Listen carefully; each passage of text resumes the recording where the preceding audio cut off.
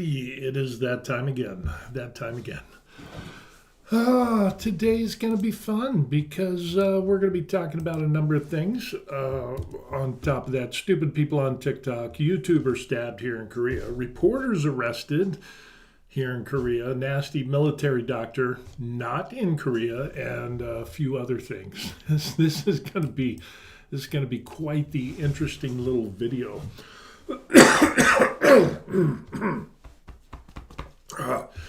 So anyway, what we end up having is we've got a vanilla hazelnut latte that we're rocking this morning. So turns out pretty good. Anyway, for those of you that are just tuning in, I'm Steve, the retired hobby tech guy, and today is Saturday here in Korea. And today we are rocking, what are we rocking today? I'm trying to figure out what we got going on. It's the 22nd of November, and we got some stuff going on here in Korea. So as you can read the little title thing there, and for those of you who are interested, it's getting a little bit colder in Korea. So we're currently rocking, what is the temperature? 40 degrees. Today's going to be a high of 60 degrees. And we're going to have about 60s for the next 3 days, 3 or 4 days. And after that, it's going to go into the 40s, low 50s, things like that. Air quality is getting a lot better.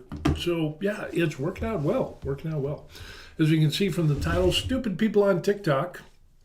Unfortunately, being retired early, retired here in Korea, American expat, in case you didn't know. By the way, I'm Steve. I'm that guy. And being able to retire early gives me a little bit too much time at times. So I went down the TikTok rabbit hole. And unfortunately, TikTok has got some of the stupidest people I've ever seen on the face of the planet. And we're going to talk about that a little bit. I mean, and if you look at TikTok in China versus the TikTok that we have in the United States, two entirely vastly different things. In China, it has kids, doing rocket science and, scholastic events and sporting events and all this stuff. In the United States, TikTok is horrible. It is, you have the yin and the yang, you have the good and the bad, and it's extremely ugly in the United States. And the amount of stupidity we see on TikTok just blows my mind. It gets to the point of where, looking at TikToks, some of it's good. Some TikToks are good, but it's kind of like you got to sort through all of this crap just to get some good TikToks. And, case in point, you got people that I like to work out. I like to work out. I work out 4 days a week. It's something that I do as I'm 59 and I want to, get some muscle mass. I want to be active. I want to live my best life in my retirement golden years, not being hobbled with a cane. I want to have good nutrition. I want to try to prolong death as much as possible. And I was trained in the military. I was also trained in nutrition and exercise in the military for helping people that couldn't pass the military PT test. And I kind of took that a step further as I continued studying and researching, doing exercise and things like that. I also got into Krav Maga. I was a firearms instructor. So I tried to do that be, no, do, the well-rounded soldier in all areas of my life. And I've noticed on TikTok, there's some severely stupid people. And when it comes to health advice, when it comes to exercise stuff, and then, of course, there's always the TikTokers, the kids, the teenagers that are like, ooh, look at me, I'm on 300 tests and I'm on this and Anavar and blah, blah, blah. And they label off 4 or 5 things and then they show their photo and it's like, dude, I've seen guys go to basic training in the Army and get better physiques in 2 months than what you've done in a year. So yeah, people are obviously thinking that if you take a bunch of pills, do a bunch of shots, that you're going to somehow get buff. No, and this just amazes me. The people, these young kids that are exercising and, filling themselves with all kinds of stuff. The problem is that they're at the height of their testosterone production. There is no need for additional testosterone. Seriously. or steroids, or Anavar, or Tren, or, that seems to be a big thing. Ooh, I'm on Tren and Anavar and testosterone, and you look at their physique, and it's like, bro, do you even go to the gym? They're throwing money away. It's like, it would be better. They would probably get more views if they took all the money that they spent on those things, put it in their front driveway, and lit it on fire and danced around in a tutu. They would get more views for that, because it's just, they have no clue about working towards failure. They have no clue, obviously, about nutrition. I got into a discussion with one of these guys, and it's like, hey, you're just a waste of money, and, blah, blah, blah, and some other stuff. You really need to focus on exercise, how to exercise correctly, work to failure, have nutrition, because that spurs on your workouts, your recovery, more important, your recovery, because that's where you actually build muscle. And then, sleep. And this kid, 19 years old, and it was just like, and I call him a kid because I don't know where his brain was at. Maybe he's a little disabled, a little mentally slow or whatever. But he was taking Test, Anavar, and Tren. And it's just like, dude, you're at the height of your testosterone production. There is no reason that you need to do this. And like I said, I've seen people go to basic training in the military after 2 months have a better physique than what this guy did. And, he's saying, well, it's hard for me to build muscle and blah, blah, blah, so I have to do this. And it's like, how much protein do you eat? Well, it ends up he wasn't eating anywhere near enough protein. There's actual studies that showed that you should eat 0.7 grams or more. Usually the rule of thumb is, 1 gram per pound of body weight to be able to build muscle. And he wasn't even a fourth of that. So, no wonder he doesn't have any muscle. You're just ravaging your body and your hormones and taking unnecessary risks. And then we get into the people with the nutrition bullshit. And I want to show you one of those. This deals with an old person, because I'm old, I'm 59. And so when I see old people on TikTok spewing stupidity, it really gets up my nose. And so I have to limit how much time I put on to TikTok. So let's go ahead and take a look at this waffle nut and see how this goes.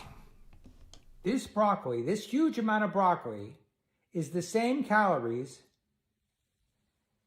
as 1 tablespoon of olive oil. What is olive oil? It's pure fat extracted from olives.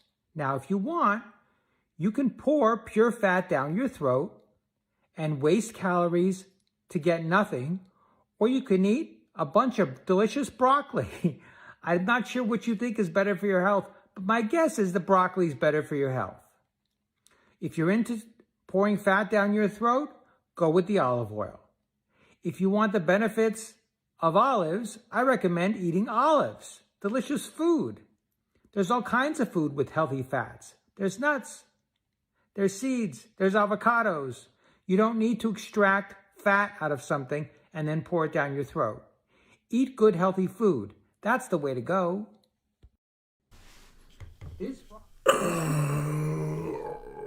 Seriously. I hate it when old people get on TikTok or YouTube and start spewing bullshit like this. Oh, you have healthy broccoli and olive oil. It's so bad for you. And got into a little discussion with that waffle jackwagon guy there. And if I ever get to a point of where I am so mentally addled that I'm like, have a bunch of this instead of pouring olive oil down your throat. It's like, no one does that, okay? And I don't know if he's reading from a script, but whatever, if he is, he's doing it horribly wrong. There's so many problems. Some people just need to stay off of social media. So with that said, I had a little bit of a discussion with this jackwagon, and it ends up, it's like totally clueless about nutrition. 100% clueless. And I've done nutrition plans. I figured out, proteins, carbs, fats for people that wanted to lose weight, gain muscle, maintain, whatever it is, with all the different things. I've done tons and tons of nutrition plans and workout routines while I was in the military and afterwards, helping veterans and so on and so forth. And I continue. I don't teach it anymore. And before, I never sold it, so I don't have a dog in this hunt. I've had some people tell me, "Oh, you're just doing that because you're trolling for clients." No, I don't sell that stuff. I just tell the truth, and people get mad. So anyway, this jackwagon ends up saying through this discussion that we ended up having that, oh, there's no reason why you need to pour olive oil down your throat, and it's like, I'll pour some latte down my throat, but I've never known anyone to pour olive oil down their throat. So then I asked him the question, where is your proof? Just because a teaspoon of olive oil has X amount of calories and broccoli has X amount of calories, and there's a difference between the two, that in and of itself means absolutely nothing to a well-balanced nutrition plan. So it was kind of the thing. So what I ended up doing is I said, do you have any proof from studies or meta-analysis talking about, how this supposed olive oil is terrible for you, And he's like, well, it's not healthy because you're extracting. Apparently, anything that is extracted from something else is bad. But then later on through the discussion, it ends up that there's things that he ate that were actually extracted or processed, and so his whole thing falls apart. So anyway, he had absolutely zero proof on what was going on. So I kind of popped up this stuff here. These are these are the things here that it ends up that some studies and reviews of actual olive oil and the benefits of olive oil in regards to one's health and everything. So, we got all this here, talks about LDL, lowering cancer, mortality rates, diabetes risks, all-cause mortality goes down 11%, no cancer links. Just multiple studies that talks about this stuff. As a matter of fact, I'm going to throw these links in the discussion right there. Seriously? Really? Come on. Let's copy. And can we paste it? It won't let me. Let me try this. I guess I'll try copying this. We'll see how this goes. Oh, I think it's too big. That's right. Well, anyway, you can look at the titles of those things and you can actually find out. And, there, boom, take a screenshot and there you go. Reduces LDLs, improves your lipids, 31% lower overall cancer risk. So, all-cause mortality, no cancer. It's just multiple studies that have been done on olive oil saying that, olive oil is actually a really good thing. And so, again, stupid people, and of course, when I presented that information, Johnny Jackwagon, Mr. Senior, pops up and he's like, well, you don't understand nutrition. And it's like, that's not how it works. Just because you say something and you have zero proof doesn't mean it's true. And it's actually the exact opposite. If you can't prove that it's true, you're an idiot. We're going to talk about another one because that just kind of got up my nose. And all of the fake, nutrition things. The other thing that I really get bug up my nose is people that will do the interviews with people. And some of the interviews are good. Some of the interviews, like I'm an American expat here in Korea. I retired here in Korea, been here a total of 15 years. Working on fully retired 3 years. So it's a good thing. I really enjoy it. And so I kind of get a kick at seeing interviews with people on the street, whether they're foreigners or Koreans, asking Koreans what they think about what is going on with, what's in the world or what foreigners think about being in Korea or other countries. I kind of like that stuff. The other problem is that, you get some extremely stupid people, and we're going to talk about that. Skua 1698, welcome to the show. The only problem with olive oil is the price for that many people use worse options. But we're not talking huge amounts. It's not like we're talking about pouring gallons of olive oil. It's a simple, replacement of things, which if you're really health conscious, being healthy is not that hard. I used to think it was at some time, but let's say you have a budget for X amount of money. It's a limited budget. There are some obstacles, or you're going to have to be limited in the options. But if you get rid of the Cokes, if you get rid of a lot of the junk food and stuff like that, the money that you save from junk food, you can replace that and actually get good things. But the whole point of the guy with the olive oil is like, oh, it's unhealthy, it's not good for you, it's processed. And yet in other videos, it's just, I don't know, old people wanting to, I don't know, be a professional in some way, shape, or form with absolutely zero proof. I don't know. Grandpa needs to get his iPad taken away. That's all I'm saying. So we're gonna get into the interviews. This is by far the stupidest interview I have seen of a foreigner in Korea. And that's saying something, because I have over 15 years in Korea. And that's not counting time that I spent in Panama, Thailand, some other overseas countries. It's I'm 59 years old. So I've been around the block or two. So when I saw this, I was just like dumbfounded. And when I saw this, I showed it to my wife, who was born and raised in Korea, and then we got married, and we've been together over 35 years. She's awesome. It only feels like about 15 years. So I guess that's good. I don't know. Let me know if you're married 35 years, but it only feels like 15. Is that good? There's a guy in the military that I knew. He was complaining that he had been married 2 years, but he said, it feels like forever. I don't know. That just seems bad to me. So anyway, here is this interview. When I showed this interview to my wife, she was dumbfounded. She says that this was indeed probably the stupidest foreigner that she had seen in Korea. And so we're going to play this TikTok and see what you all think about this lady, this foreigner, American, in Korea, and what she dislikes about Korea. Let's get at it. What's one thing you dislike about Korea? Probably that being not Korean, I'm obviously not Korean when you look at me. Nope. You're always seen as an outsider. Even I've lived here over 5 years and I know Korean culture really well and I'm always polite and respectful to it. Still, people will always call me 외국인. They'll always call me a foreigner. Mm-hmm. And I know that can be an issue for people who live here long term. Mm-hmm. But maybe that will change in the future. And so what's one thing that you love about Korea? Oh, there's so much I love. I'm really into Korean music, food, fashion. It's much cheaper than my hometown. I love my job. Of course, the number one thing are the Korean people that I've gotten close with since I've been here. Did you get that first part? Maybe we need to redo that first part.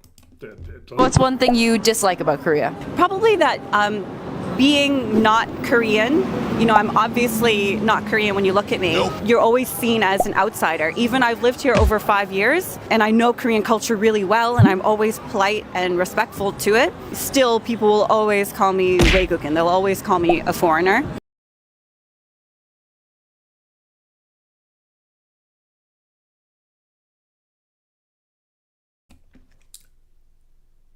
I will always be called a foreigner.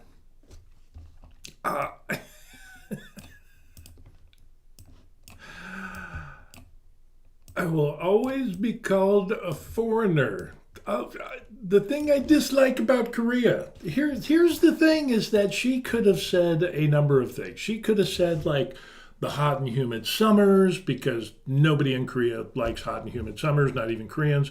She could have said something like rush hour traffic, because nobody likes rush hour traffic. She could have, but she says that she is a foreigner, a United States citizen from Boston. She acknowledges that she is not Korean, kind of that European, look, ethnically way not Korean, and she doesn't understand, after being there for 5 years or 3 years or whatever it was, that people still refer to her as a foreigner, and that somehow this, hopefully in the future, that this will change.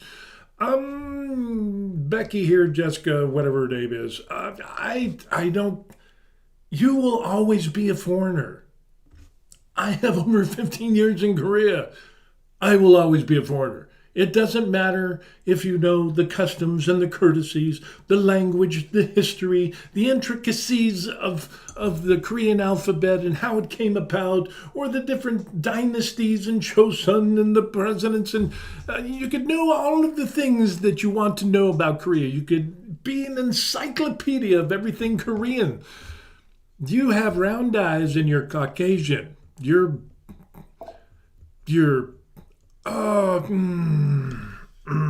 seriously. And apparently she's offended in the fact that she gets called a foreigner. I don't know. Skua says, by the way, you look more Korean every week. 감사합니다. It's just like, I don't get this lady. And she came from Boston. I'm saying she's probably got a real good education under her belt. She's working in Korea. It seems like she's got this K-drama. I love everything Korea, K-drama, music, movies, whatever. She kind of got a crush on Korea, so she came over here. But she's sad because she's considered a foreigner, and hopefully that'll change because apparently it's offensive to her a little bit. But you are ethnically not Korean, so anybody that's not ethnically Korean or doesn't look Korean, like brown or dark hair with, some slanted eyes and the features that come from kind of a Chinese, Mongolia type of history. My wife's family goes back thousands of years, and actually when you start tracing Koreans, it goes back to China and then Mongolia and stuff like that. So, there's certain features that stand out and withstand the test of time. And Koreans have those. Chinese have those things. There's different Asian type of people, but pretty much if you don't look like them, you're going to be a foreigner. Same thing. If you go to Ghana, if she went to Ghana, she would be considered a foreigner. I don't know, maybe because she's white, maybe because she has round eyes, maybe because she has straight hair and whatever. She would be a foreigner. If she went to pretty much any other country in the world that has an ethnically specific look to them, she would not fit in there and she would be a foreigner. Matter of fact, this begs the question. She's only been here 5 years. Not even a resident. She's on a work visa. But it doesn't matter. You can be a foreigner and you could live in Korea. You could apply for citizenship. You could renounce your U.S. citizenship and become a Korean citizen, naturalized citizen, and you're a Korean citizen, but guess what? You will still be a foreigner. Absolutely. You're a Korean citizen on paper, but the looks screams foreigner. Because, I don't know, maybe it has something to do that your mom and your dad were not Korean. They're not ethnically Asian. So you will always be a foreigner.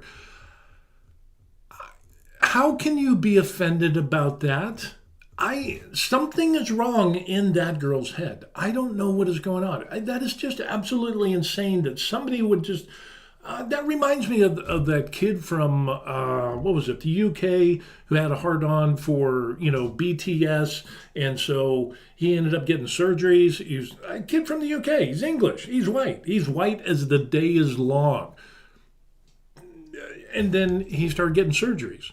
And then he got his, the bone surgery and the grafting. He wanted to look like Jimin or whatever, his favorite BTS character. Ooh, I love Jimin. And then he did the eye surgery thing, and he tried as hard as he could to look like a Korean. And no, he's just a wacko. He's just absolutely a wacko. And then he said that he was actually Korean because apparently if you could be trans and you're a man and you feel like you're a woman, you're now a woman magically. Well, he thought, I'm going to be trans ethnic. And so if I look Korean and I feel Korean, hence I must be Korean and I'm no longer a foreigner. And it's no, you're just a crazy whacked out dude who, and it's funny because when this whole thing came up with him, normal Koreans are just like, oh, that guy's, he's a wacko. He's crazy. Don't let him in our country. They did that. It was just, I showed my wife that guy, and it was just like, she was just like, what is going on with the young people today? I absolutely have no idea. And then when you have, the sad thing is with her, you have people that are like her that are saying, I'm always considered a foreigner. Hello, round eyes, I don't know, different type of skin. You don't look like an ethnic Korean. You will always be a foreigner, sweetie. That's just how it goes. It's no matter how much you try, no matter how much you learn, you could be perfectly fluent in the Korean language. You will always be a foreigner. I will always be a foreigner. And she thinks, well, hopefully in the future that will change. Oh, Jesus, Cedar.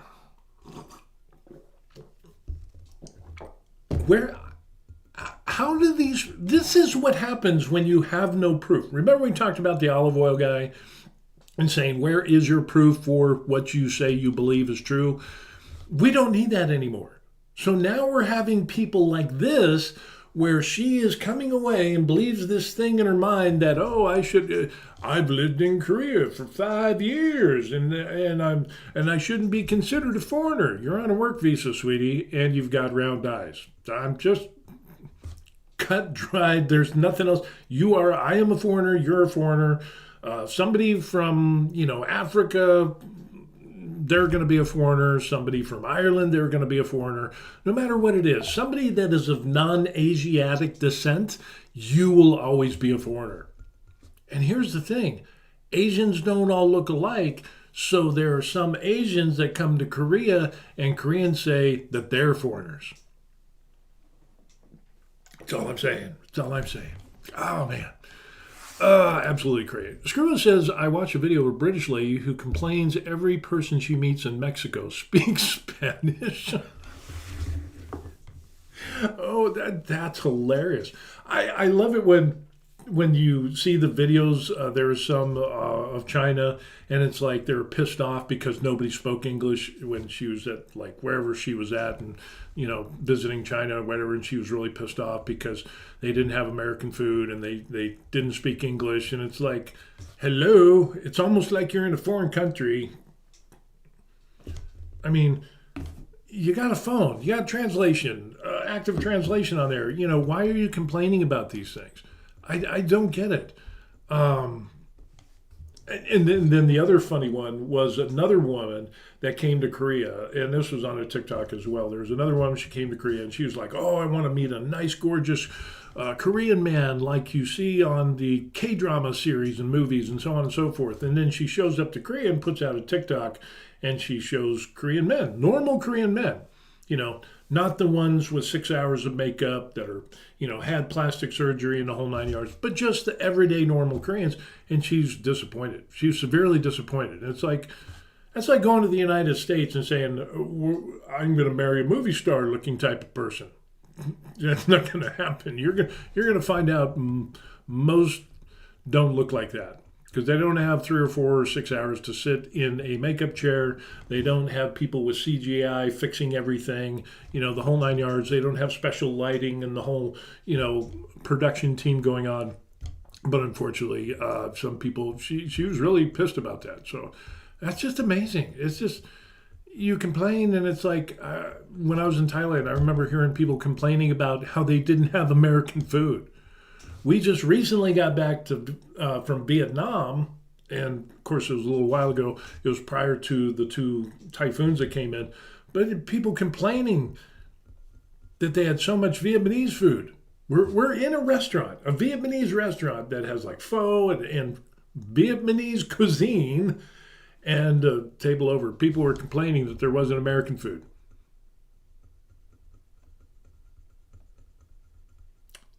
You went to a Vietnamese restaurant. It's advertised as Vietnamese food. You're looking, and you're complaining that there's no American burgers. Come on, seriously. Go to an American food restaurant in Vietnam. I just don't get it. I just don't get it. It's absolutely crazy. So we got some crazy stuff going on in people like that. So let's go ahead and move on. The foreigner lady here, I'm a foreigner here in Korea. This is just absolutely crazy. Deacon72 pops up and says, I've been watching since the mountain range days, enjoying the models and the painting. Thank you. Oh, yeah, you're a long-time viewer. That's back when we lived in Colorado. After I retired in 2005 from the military, we settled down in Colorado. And then we moved from Pueblo, Colorado to Canyon City, Colorado. And we ended up doing like prepper and shooting and gun reviews, and actually started getting a real big following. And then they had the school shooting, and then people with guns were bad. And so, yeah, there was a whole big story with that. But that was a long time ago. Actually, YouTube took down my videos and threatened to get rid of my channel because of my firearms videos. But then when I tried to appeal, it was like, wait a second, you got big YouTuber guy who's making tons of money, and yet you're trying to get rid of my channel. I'm doing basically the exact same thing. Safe handling of guns, gun reviews, training, blah, blah, blah. And yeah, it didn't fly. I don't know. Money talks, whatever. So yeah, it was pretty interesting. So anyway, we're going to talk about some of this other stuff that we got going on. And part of that is going to be YouTuber stabbed here in Korea. Yeah, we got some crazy people here in Korea as well. Not as many as the United States. Granted, you have a big pool of the United States. About, 350 million people? 320 million? Depending on who you count in the U.S.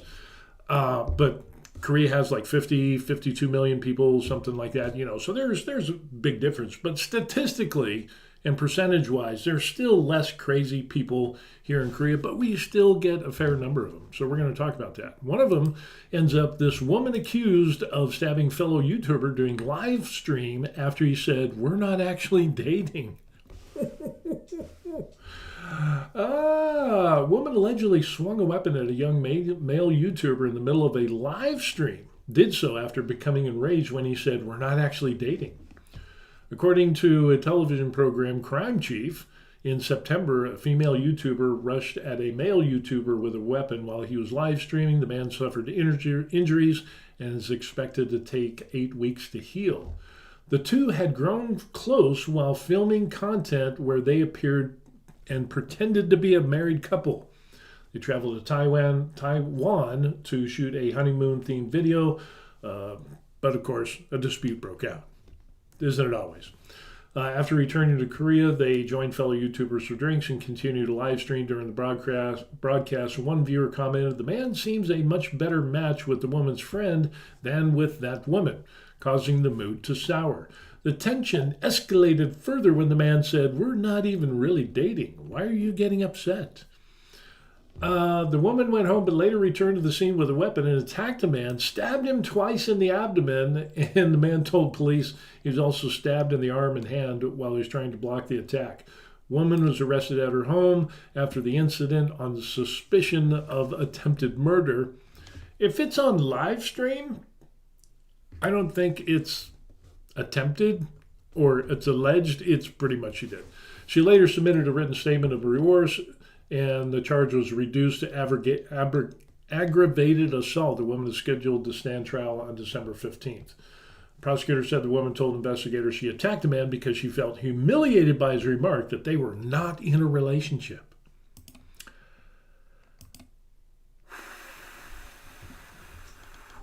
Wow. Here's the interesting thing, is that she was charged with attempted murder, but she submitted a written statement of remorse and the charge was reduced to aggravated assault. That is a thing here in Korea.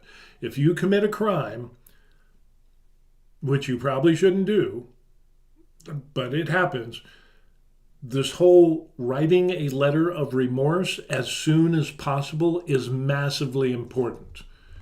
And like I said, it went from attempted murder down to aggravated assault. So that's actually a thing here. And that's a problem with Johnny Somali because, it's just not, he didn't do a letter of remorse, and he's been over here over a year waiting for trials and punishments, and he still hasn't got that whole thing done. Deacon72 says, what 3D printer are you using for minis now? Been doing a lot of 40K these days. I've been using my Saturn 3 Ultra. That is the resin printer that I ended up using. Matter of fact, I just ended up finishing this guy. I know it's not a Warhammer 40K, but I printed this guy out and just finished painting him. So you can see there, it came out really good. But the Saturn 3 Ultra is the resin printer that I use, which works out really good for larger items, kind of like if you see back there, I've got the Hulk back there, and I've got a larger Viking dude. I've also done some Warhammer 40K. Let me show you. And I'm so woefully... So this is Warhammer guy that I ended up printing, and this was on the Creality K2 Plus with FDM printer. So you can see that turned out really, really good. And one of these days I'm going to prime it and paint it and all that stuff. So yeah, it is some good stuff. And then we have things like the big Hulk that I ended up printing as well. So that is gonna, that's all primed up and ready to go. This was printed on the Creality K2 Plus, and yeah, really pleased with the results. So, yeah. But a lot of the Warhammer 40K type things that I've printed out over the years, the last few years since I've been here, as I picked that up as a hobby, has all been on the resin printer as they are smaller. So that's what I ended up doing there. Yeah, some fun stuff. Fun stuff indeed. Skua says, very nice painting job. Thank you. I enjoyed it. I didn't know how to paint. The last time I painted anything, I think it was like 12 or 13 years old. And I joined the Army at 17, and then I was doing adult stuff. And so I didn't do any painting. And then I retired and came to Korea, and I decided I need some type of hobby. So I watched an inordinate amount of videos online on how to do miniature painting, and yeah, ended up getting some pretty good stuff there. This one was really, really good. And this is with speed paints. Amazingly, Army speed paints, which turned out really, really good. So yeah, just the colors turned out, and I'm gonna paint the big one in kind of the same color scheme, so that should come out really good. Sparky says, hey Steve, the printing is going well. Yes. Skua says, hey Sparky. So that's the other thing I like about this. We got so many cool people that stop by and visit from time to time. I really appreciate you all. I hope you all know that. Being retired overseas, it's one thing. We do have some friends over here in Korea, but we have a real small circle. We have one couple that we kind of hang out with. My wife has more friends than I do. I got a few people that I know when I go to the gym, some gym bros that you kind of, fist bump every once in a while. So there's kind of that. But as far as that's pretty much it. So, I don't mind being alone. I don't mind being with just me and the wife. We've been kind of just, doing the thing together with ourselves. We're not real big social people. But stuff like this and doing these videos and streams, being able to contact and have discussions and things like that, I really appreciate it. I really have a good time with all that. So I just thank you for that. Thank you. Next thing we're going to talk about, reporters arrested here in Korea. That is another interesting thing, because here in Korea, the current president has now apparently made it a law that he's going to arrest and punish people for putting out hate speech disguised as opinion and misinformation, because that's detrimental to democracy and the way of life. And it's like, oh my, that could be very problematic, because now who is the arbitrator of what is right, and who makes the differentiation of what is good opinion or bad opinion? What is hate speech? Is hate speech kind of like, is it along the political lines that if you're of this political party, who just happens to be in power, and then you're of the opposite political party and you say something, is that automatically, whatever this person says is automatically counted as hate speech and misinformation? Yeah, that can be problematic. And if you say something against the government that the government doesn't like, is that considered hate speech or misinformation? Case in point, how many times in the United States has there things that have come up that it was like, oh, that's terrible, that's hate speech, that's misinformation, blah, blah, blah. And then 6 months, a year down the road, or whatever it is, it actually turned out to be true numerous times. How do you deal with that here in Korea? You know, if you're going to arrest somebody for misinformation and there's jail time or fines that are associated with that hate crime or misinformation crime that is a threat to their democracy, but years down the road it's found out that it was actually true, are you going to be able to have any redress and sue the government back and, you know, for throwing you in prison and punishing you? That's going to be rough. That is seriously. That is what is going on here in Korea. So I can't say either way because I don't want to put out misinformation. Lord knows. So I got to be very careful on what I say. But with this next part, these people are finding out that it's going to be rough. So here it is. YouTubers arrest covered live on their own channels. 3 members of the political YouTube channel Garrosero Research Institute were arrested Tuesday by police, leaving the premises of the channel's broadcast station in Gangnam District in southern Seoul. It ends up, and it was all filmed live, as investigators visited each of the YouTubers' home on Tuesday evening to arrest lawyer Kang Young-suk, former MBC reporter Kim Soo-wee, and YouTuber Kim Young-han. Kang and former reporter Kim documented the arrest process and uploaded it to the internet almost immediately. Here's the reason why.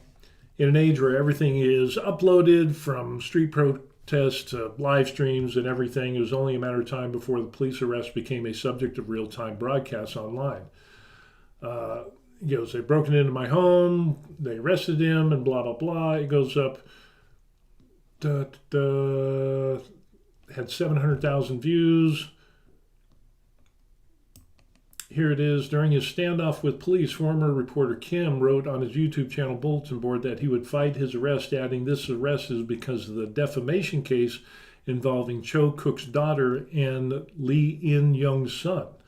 And this is the former Justice Minister Cho Cook, his 2 children, Unification Minister Lee In-young, and his son. Okay, there's a lot to unpack here, but basically it looks like a little bit of the reporters ended up putting out some information and some stuff that they found that now the former Justice Minister pled it was defamation, which is a big thing here in Korea. Rarely is it actually enforced unless you have some bigwigs involved, which obviously this is the case. And it ends up in a video in August 2020, they claimed that money from the Chinese Communist Party, these YouTubers that got arrested, said that the former Justice Minister had private equity funds run by Cho's family, and also claimed that his daughter, who had been subject to political controversy due to accusations of preferential treatment in university admission, drives an expensive red foreign vehicle. In response, Cho sued the 3 members, claiming 300 million won, which is about 250,000, in damages apart from a criminal complaint of defamation. In a press release, Cho said that the channels spread obviously false information not only about himself but his children, using insulting expressions and images. Concerning Unification Minister Lee, aired nepotism allegations about Lee, his son, in 2020, claiming the reason why Lee's son served at the head of the working group of the Seoul Foundation was because Lee asked the former mayor, Park Won-sun. So in other words, there's a little bit of greasing of palms, and you do for me and I'll do for you. And the other thing, here is the other interesting thing right here. The channel also raised suspicions of corruption playing in part of Lee's son exemption from military service, which Lee explained was due to medical conditions related to his spine.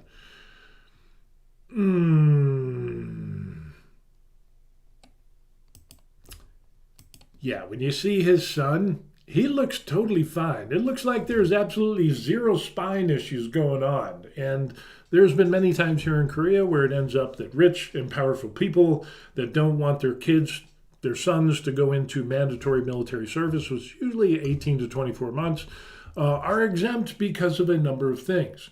Some rich Koreans will send their children to the United States to study. They will get visas. They will become a U.S. citizen. And then later on down the road, they'll come back to Korea using an F-4 visa.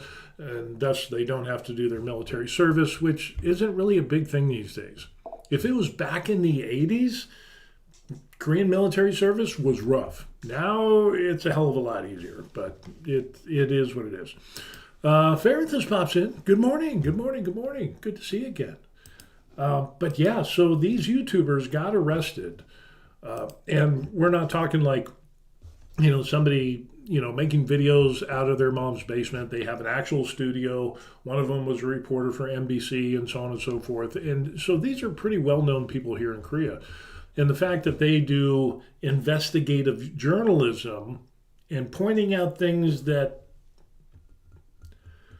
people don't want that information to get out, they kind of do this thing. And this former justice minister is really kind of pissed off because the allegations and the impropriety of that he was getting money from the Communist Party in equity funds and the whole 9 yards, and his son not doing military service. And then there's a lot of other stuff that they've covered in the past as well. It is like, hey, maybe one or two things, but there's so much. If it walks like a duck, it quacks like a duck. Water rolls off the back, it's probably a duck. And if you kill it and cook it up and it tastes like duck, I'm going to say it's probably duck. And I've had duck. It's kind of an acquired taste, and it has to be cooked properly.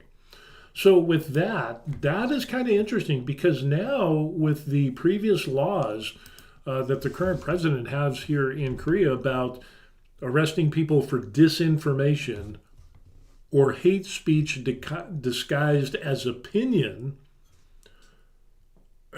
who judges what is right or wrong? Who judges what is good information or misinformation?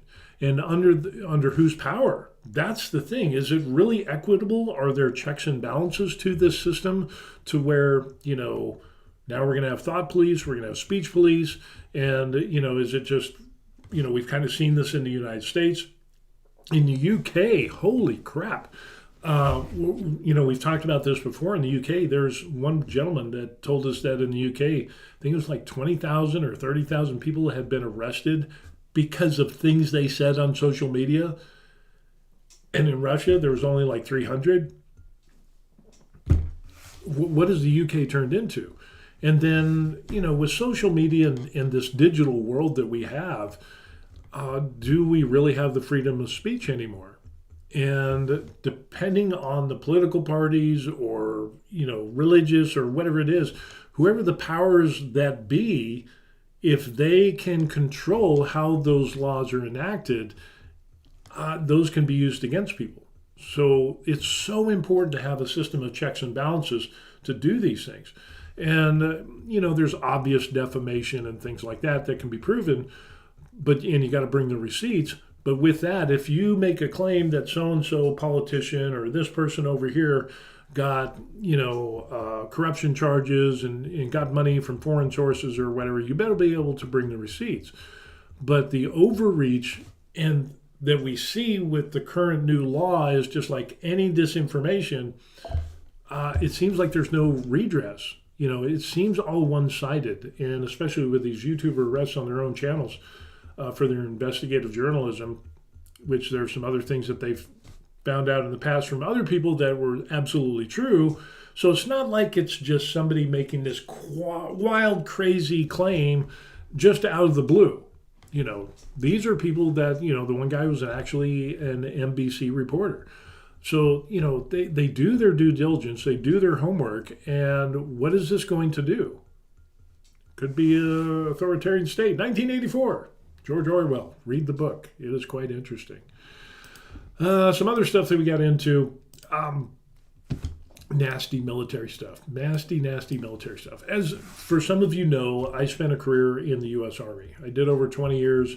I joined when I was 17 years old. So it was quite the interesting thing. There's a story behind it. George pops in and says hello. George has been around. Skua's here. Yep, Skua's here. George, everybody, hey, everybody's saying their hellos on the channel. But I joined the military when I was 17 years old, and I did delayed entry program. I actually ended up turning 18 years old when I was in basic training. And then I did just over 20 years. I retired, and I was like 38 years old when I retired. It wasn't enough to retire, but it did that. Alrighty. Good morning, Steve. Good morning. Good to see you. It is indeed morning. We're talking about 8:02 a.m. here in Korea. And what does it look like here? What is the weather? 41 degrees with a high of 60 today. So it should be nice. A couple days we'll get some nice weather. Starting next week, it's going to dip down into the 40s and 50s. So it's going to get a little chilly. So the warm lattes are definitely going to fill that. But when I joined the military at 17 and then retired, I still keep abreast of a lot of things that are military. You just can't get away from that. If you spend time in the military, especially if you stayed long enough to retire, and here in Korea, now that I'm retired early, I have more time than I probably should that I spend online. But this thing crossed my radar, and it just pissed me off. For those people who know, my daughter, my wife and I's daughter, our daughter, became a doctor. She used a military program to pay for her medical school in exchange for 8 years of her life.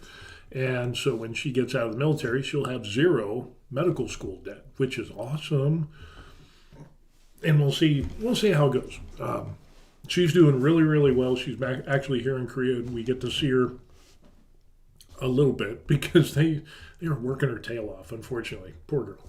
But with that, heard this nasty military doctor. And when I say nasty, this is absolute.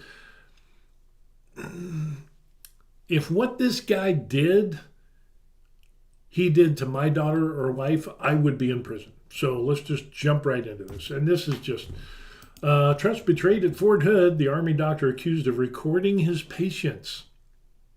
Yeah, it is. It's not a good thing because you can already kind of figure what he recorded. On October 17, 2025, a U.S. Army suspended Major Blaine McGraw, a gynecologist at the Carl R. Darnell Army Medical Center at Fort Hood, after a patient accused him of secretly recording her during a gynecological exam that he pretended to take out. He allegedly pretended to take a cell phone, placed his cell phone in his breast pocket, and filled the patient while performing a pelvic and breast exam without consent.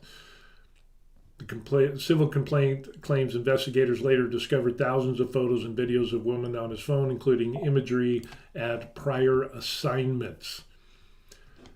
I don't know. If that is a thing, it's not alleged. If it's on the phone, thousands of photos and videos. Thousands. Not 1,000. So you're talking at least 2,000 or more. Deacon says, Fort Hood, go figure. Yeah, the lawsuit alleges McGraw's earlier posting at Tripler Army Medical Center in Hawaii, my daughter did her residency there, generated prior misconduct complaints that Army leadership ignored, allowing him to continue treating patients, even though it was brought up that he was doing stupid. Following the October complaint, the Army CID opened a criminal investigation and removed McGrath from clinical duties.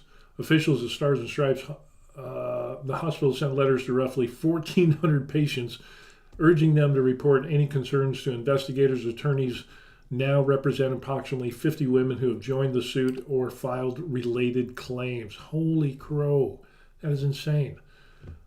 Invasion of privacy, sexual assault, medical negligence because of the alleged conduct incurred in a federal facility. Plaintiffs are also pursuing claims against the U.S. government under the Federal Tort Claims Act, arguing Army officials failed to properly supervise and dismissed prior complaints. How many times have we seen this in the military? Not this exact same thing, but where there were complaints and then they were dismissed, and then later on you found it was absolutely true, and even worse. If substantiated, the failure could make the Army liable for institutional negligence. I think it is. It's not. It's already substantiated, because if he did stupid at Tripler, then it ends up, and then they let him do that thing at Tripler, and then he did it at Fort Hood because he was transferred, PCS and all that stuff. It doesn't look good. It's not. It is substantiated, in my mind. As a military physician, McGraw's actions also fall under the UCMJ, could lead to prosecution under Article 120 for sexual assault or conduct prejudicial to good order and discipline, depending on the evidence. I don't know. If you got 1,000 photos and videos, I'm probably going to go out on a limb and say you've got enough evidence, with 50 complaints and more coming in. Yeah, I mean, how do you get to a point of where this is a thing?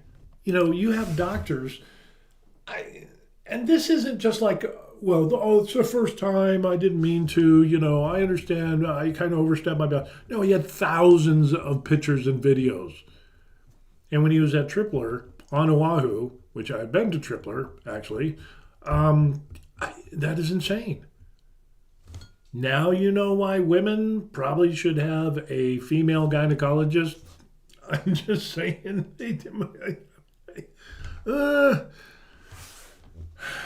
That's a good tip there for you, because you never know what's going on. Let's kind of pop back into it. This just makes me so mad. The McGraw cases exposes long-standing weaknesses in the oversight of military medicine. Imagine that. The suit claims Army officials gave cover to a predator in uniform by ignoring earlier warnings and maintaining policies that failed to protect patients. Victims' attorneys argue systemic neglect rather than just one individual's behavior allowed the abuse to persist. The Army said publicly that it is reviewing systems, clinical processes, and policies, but has not clarified whether internal complaints at Fort Hood or Tripler were ever documented or investigated. But they said that they were, so... Army, you're doing stupid. From a legal and human rights perspective, the case raises questions about whether military medical systems provide the same procedural protections as civilian care.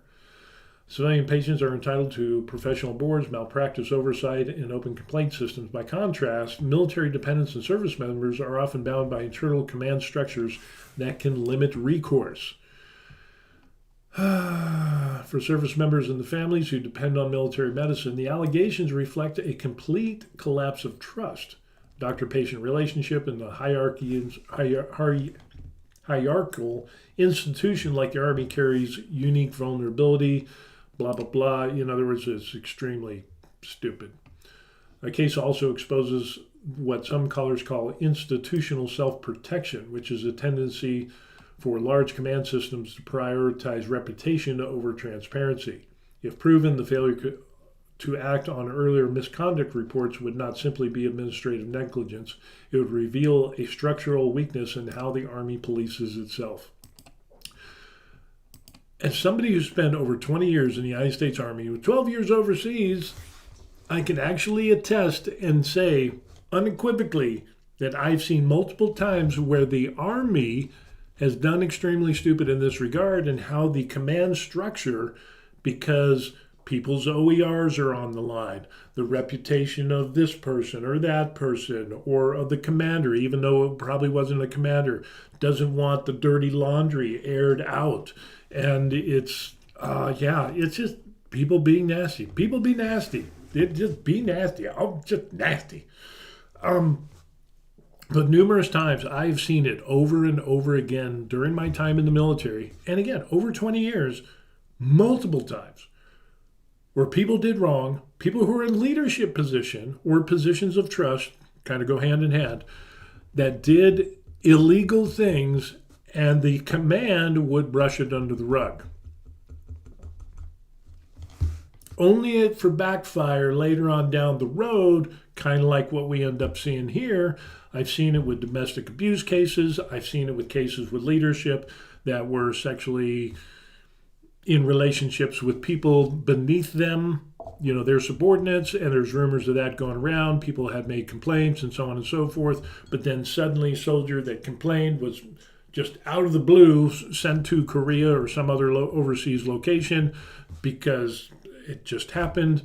And the stonewalling, and it's like, well, why would you want to, to ruin the reputation of this fine officer or senior NCO? I've seen it multiple times. It is.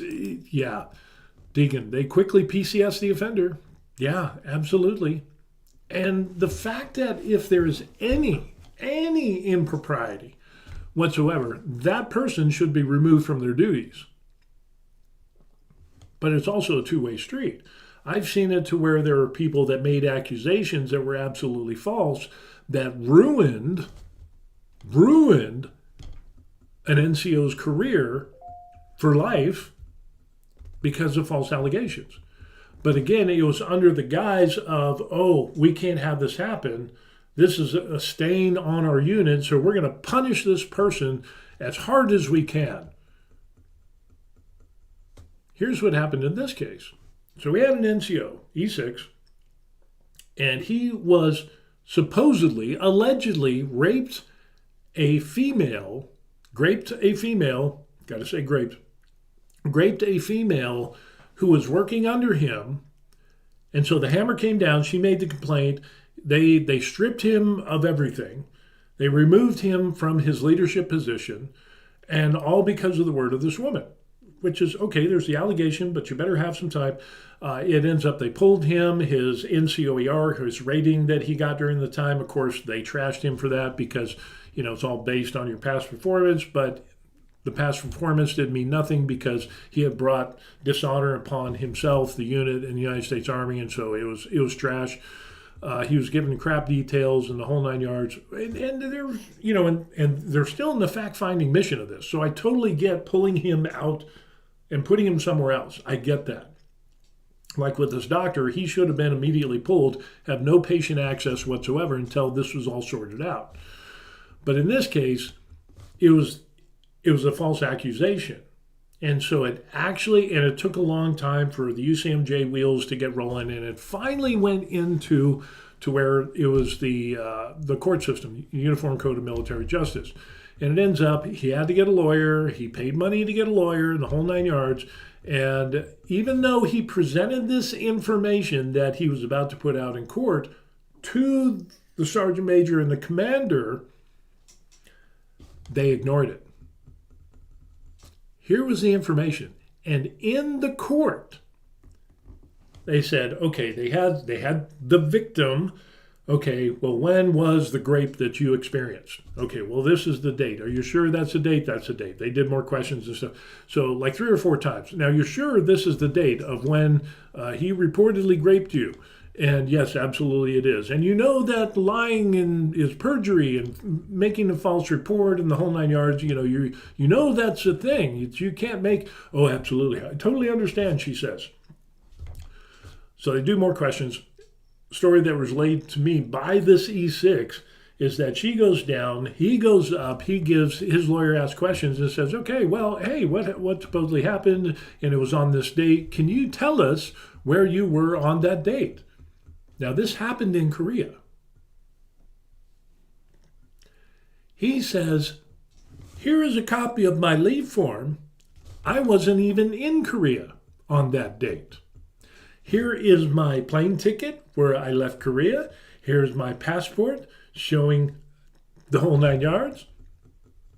He had documentation of where he was at and statements by people in the United States that he was not there on that day. And of course, he didn't fly back to Korea to grape the young soldier and then fly back to the United States and finish his leave and then go back to Korea. He didn't do that. She said that the date that she was graped was a time where he was on leave for 20 days. But his career was totally ruined. Totally ruined. Totally ruined. Terry pops up, says, "Hey, Steve, hey." Yeah. So it's just absolutely crazy because the command went the other way and it automatically assumed that he was wrong. And, and then it ends up, she got like a minor slap on the wrist. And we see this miscarriage of justice a lot of times. We'll see it with, crimes against minors and graping and all of that stuff that, we can't say the real words because that would be offensive, but we can say grape and words that mean the exact same thing. I don't know. It's a YouTube thing. Anyway, so if a male does crimes against a person of young age, they will get harder hit for those crimes than a woman that does the exact same crimes, vice versa, whether it's male or female. So, justice should be blind, but there is a miscarriage, and there are these things that aren't played out right. And in this case of this, the Army with the doctor and the gynecologist who had thousands of pictures and videos of him recording people in states of undress, his patients, women, don't ever have a male gynecologist. That's all I got to say. Don't do it. I've seen enough of this over the years. It's better to be safe than sorry. But with this institutional self-protection, many times the Army and the military services as a whole, they will not go into checking and punishing. A lot of stuff has been pushed under the rug because once this happens, that shows a lot of problems, not only for the aggressor and the victim and the things that happened, but for the command and the commanders, the senior leadership, that happened under their watch. So they get ratings that are subpar. So, it's kind of like, we got to make this go away. Tarnishing the military, to add that into the mix. And it's just really, really bad. The Army will protect itself. Let's see what happens next on this. It is just, it'll make you, as of now, McGraw has not been criminally charged. Not charged. Army CID continues its investigation while civil litigation proceeds in Bell County. Plaintiffs' lawyers have requested a review of medical oversight policies of the Army facilities. Whether this case becomes a catalyst for reform or fades into another institutional scandal depends on how transparently the Army handles the investigation and swiftly implements its reforms. A credible response would include public accountability, mandatory oversight protocols, and clear consequences for leadership failures. Anything else less risk confirming that justice within military medicine remains conditional on command, not conscience. Yeah, it's kind of a thing. It's not good. And the fact that he hasn't been arrested, even though they have thousands of videos and photos of him illegally filming his patients while they're in various states of undress and him doing medical procedures as a gynecologist, tells you all you need to know. It is disgusting. 100% disgusting. It is. And the thing is, the Army will probably get away with it. There probably won't be this, is the Army at fault for institution? Is there no reporting it? No, there is reporting. You can put in ICE complaints. You can put in, there's calls. You can make anonymous calls and all this. See the IG. There's so many different reporting procedures, but that's not what we're talking about here. We're talking about that the Army is going to look after its own. It doesn't want a bad mark on its reputation and so on and so forth. And so a lot of these things will be pushed under the rug. And a lot of these things, well, we'll just hurry up and make this go away. And so the punishment will not be as severe as what you would see in the civilian world. There's a lot of other things where we've seen, lieutenant colonels and commanders and generals that ended up doing severely stupid things, and things in the civilian world they would go to prison for. But in the U.S. Army, it ends up, they got demoted and they were allowed to retire. Whoop-de-doo. You got some little BS, little slap on the hand, and but it, maybe you spent a little bit of time behind bars, but nothing. Usually the higher the rank you are, the less time that you spend, behind bars. And when a lot of these people end up keeping their retirements because of their past dedicated service to the military. Well, isn't that seriously? So when somebody gets a DUI, can't you say the same thing for the enlisted Joe that gets popped for a DUI? Can't he say, well, why is he being punished and why is he getting thrown out of the military? For all the past years of his dedicated service. It's never taken into account for enlisted people, usually.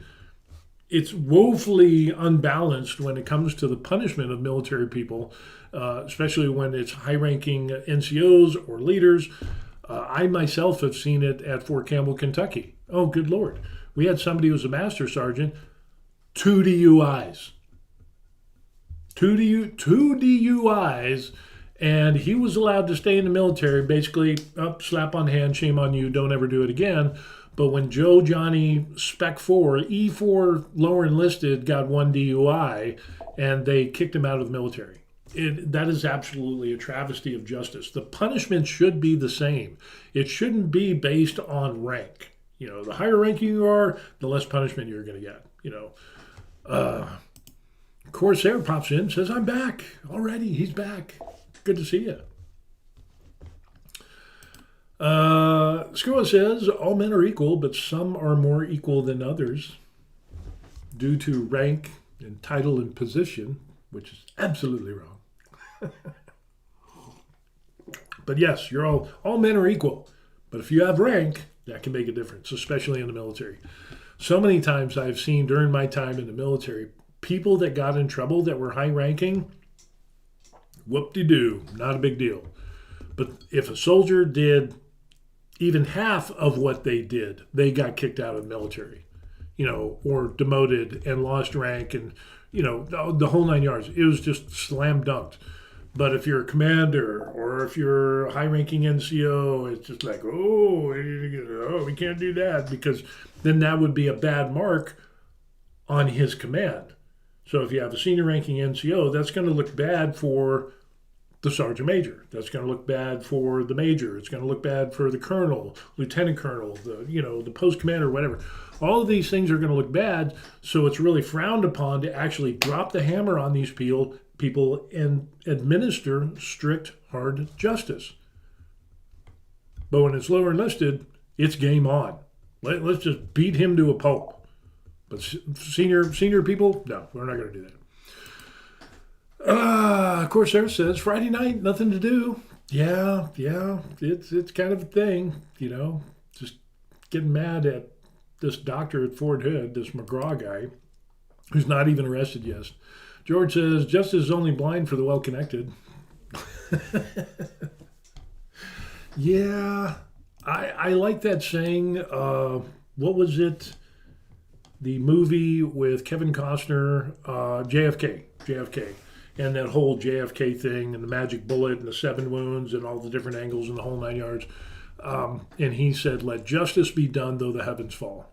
And I am totally for that, especially when it comes, being in the military for over 20 years and seeing the miscarriages of justice, working for the state of Colorado, and the obvious miscarriages of justice that I've seen with wardens, prison wardens, and high-ranking officials that just get away scot-free. It should be the same punishment. It doesn't matter if you're a man or a woman. If you commit the crime, the punishment should be the same. There should be, oh, well, she's a mother. She's a woman. She won't be able to handle prison as well as a guy could. No, that should be totally out of the picture. Faritha says, Friday night, finally home, always something to tinker on. Yeah. Always something to tinker on. So, yeah, it's just absolutely crazy on what we end up seeing with that. And could you imagine if you were at Tripler, you're stationed on Oahu, and you went to Tripler, and your wife, your daughter, whatever it is, significant other, got seen by this jackwagon and took photos and videos. I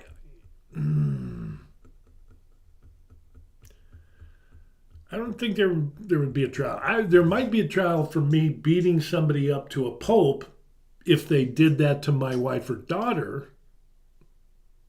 Of course, if I went to prison, I would lose my military pension and so on and so forth. But the fact that this has been allowed to happen, and the fact that they already know that there were complaints filed at Tripler before he came to Fort Hood, just shows so many problems.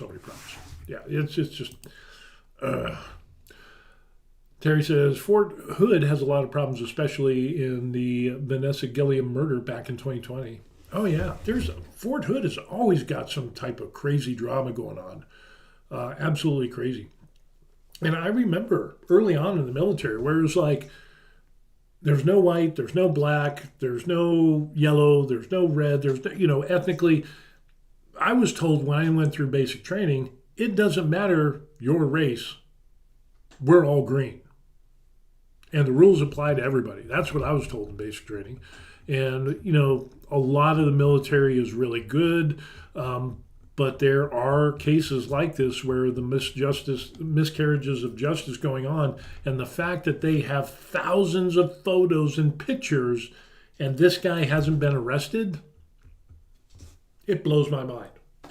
It absolutely blows my mind. I know they need to build a case, but it's like, here's this, holy crap, what? Are you kidding? More? What, he's paying extra for Apple storage because he's got so many thousands of pictures and videos of, nasty. Wait a second, that's my wife. Think about it. Why is he not arrested? Arrest him, put him in confinement as you're doing the investigation. You already know he did stupid. And, the fact that he wasn't pulled away when he was at Tripler just astounds me.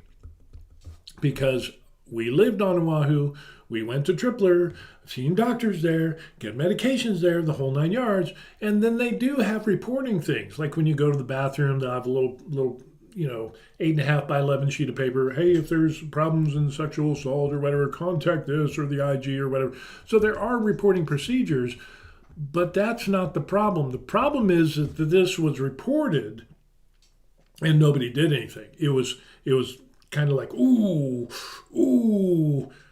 put it under the rug. Matter of fact, let's transfer him to Fort Hood. How was that even possible?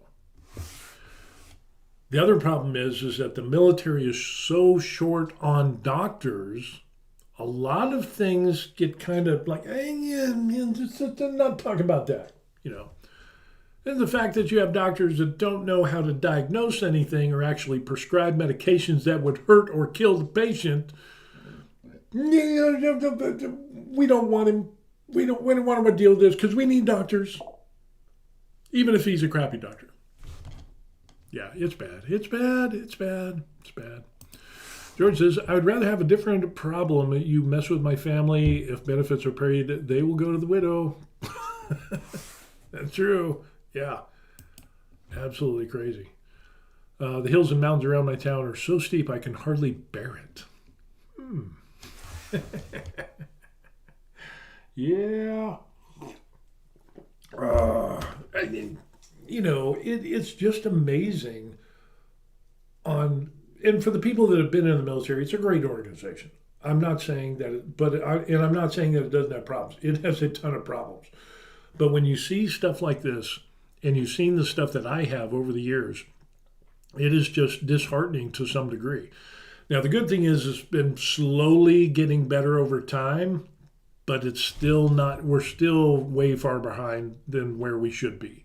And unfortunately, in certain areas of the military, especially in medical or higher ranks or things like that, or both, in civilian workers, contractors that work for the military, the government service workers and things like that, they'll do things that it's almost impossible to fire them. And they do stuff that would just make your hair blow back and like, holy crow, how is this person not in prison? And yet, and they'll get to keep their pensions. They'll get to keep their retirement.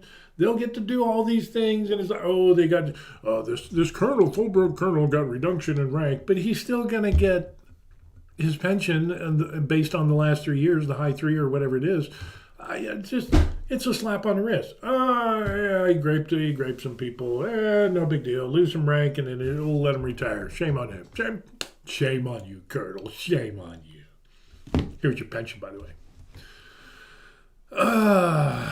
Almost Retired says, have you tried the new craze mushroom drink? No, I have not. Mushroom drink? Is it like a coffee substitute? I don't know about that. I haven't heard that. And I haven't got the cayenne pepper for the lattes. I haven't tried that yet. I keep forgetting when I go to the store, but I need to make a conscious effort to do that. But no, I haven't done that. Nefertum pops up and says, greetings, Steve. It's a pleasure to see you. The subject matter of today's discussion is quite intriguing. There have been several unusual occurrences during my tenure in the military as well. Yeah. If you've spent any amount of time in the military, you've probably seen some stuff that would never fly in the civilian world. I guarantee you that. Corsair the Pirate says, Mudwater, saw an advertisement. Yeah, that's a waste, I would say, in my opinion.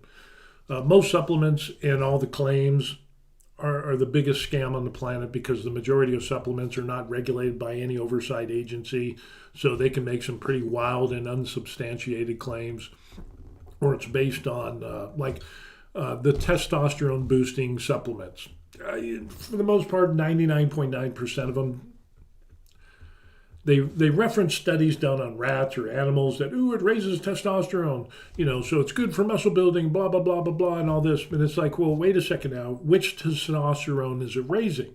Is it your total testosterone?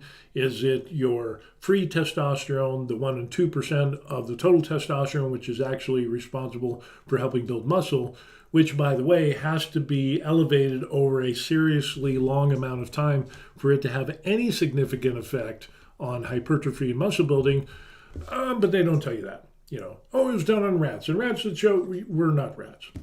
Don't get me started on supplements.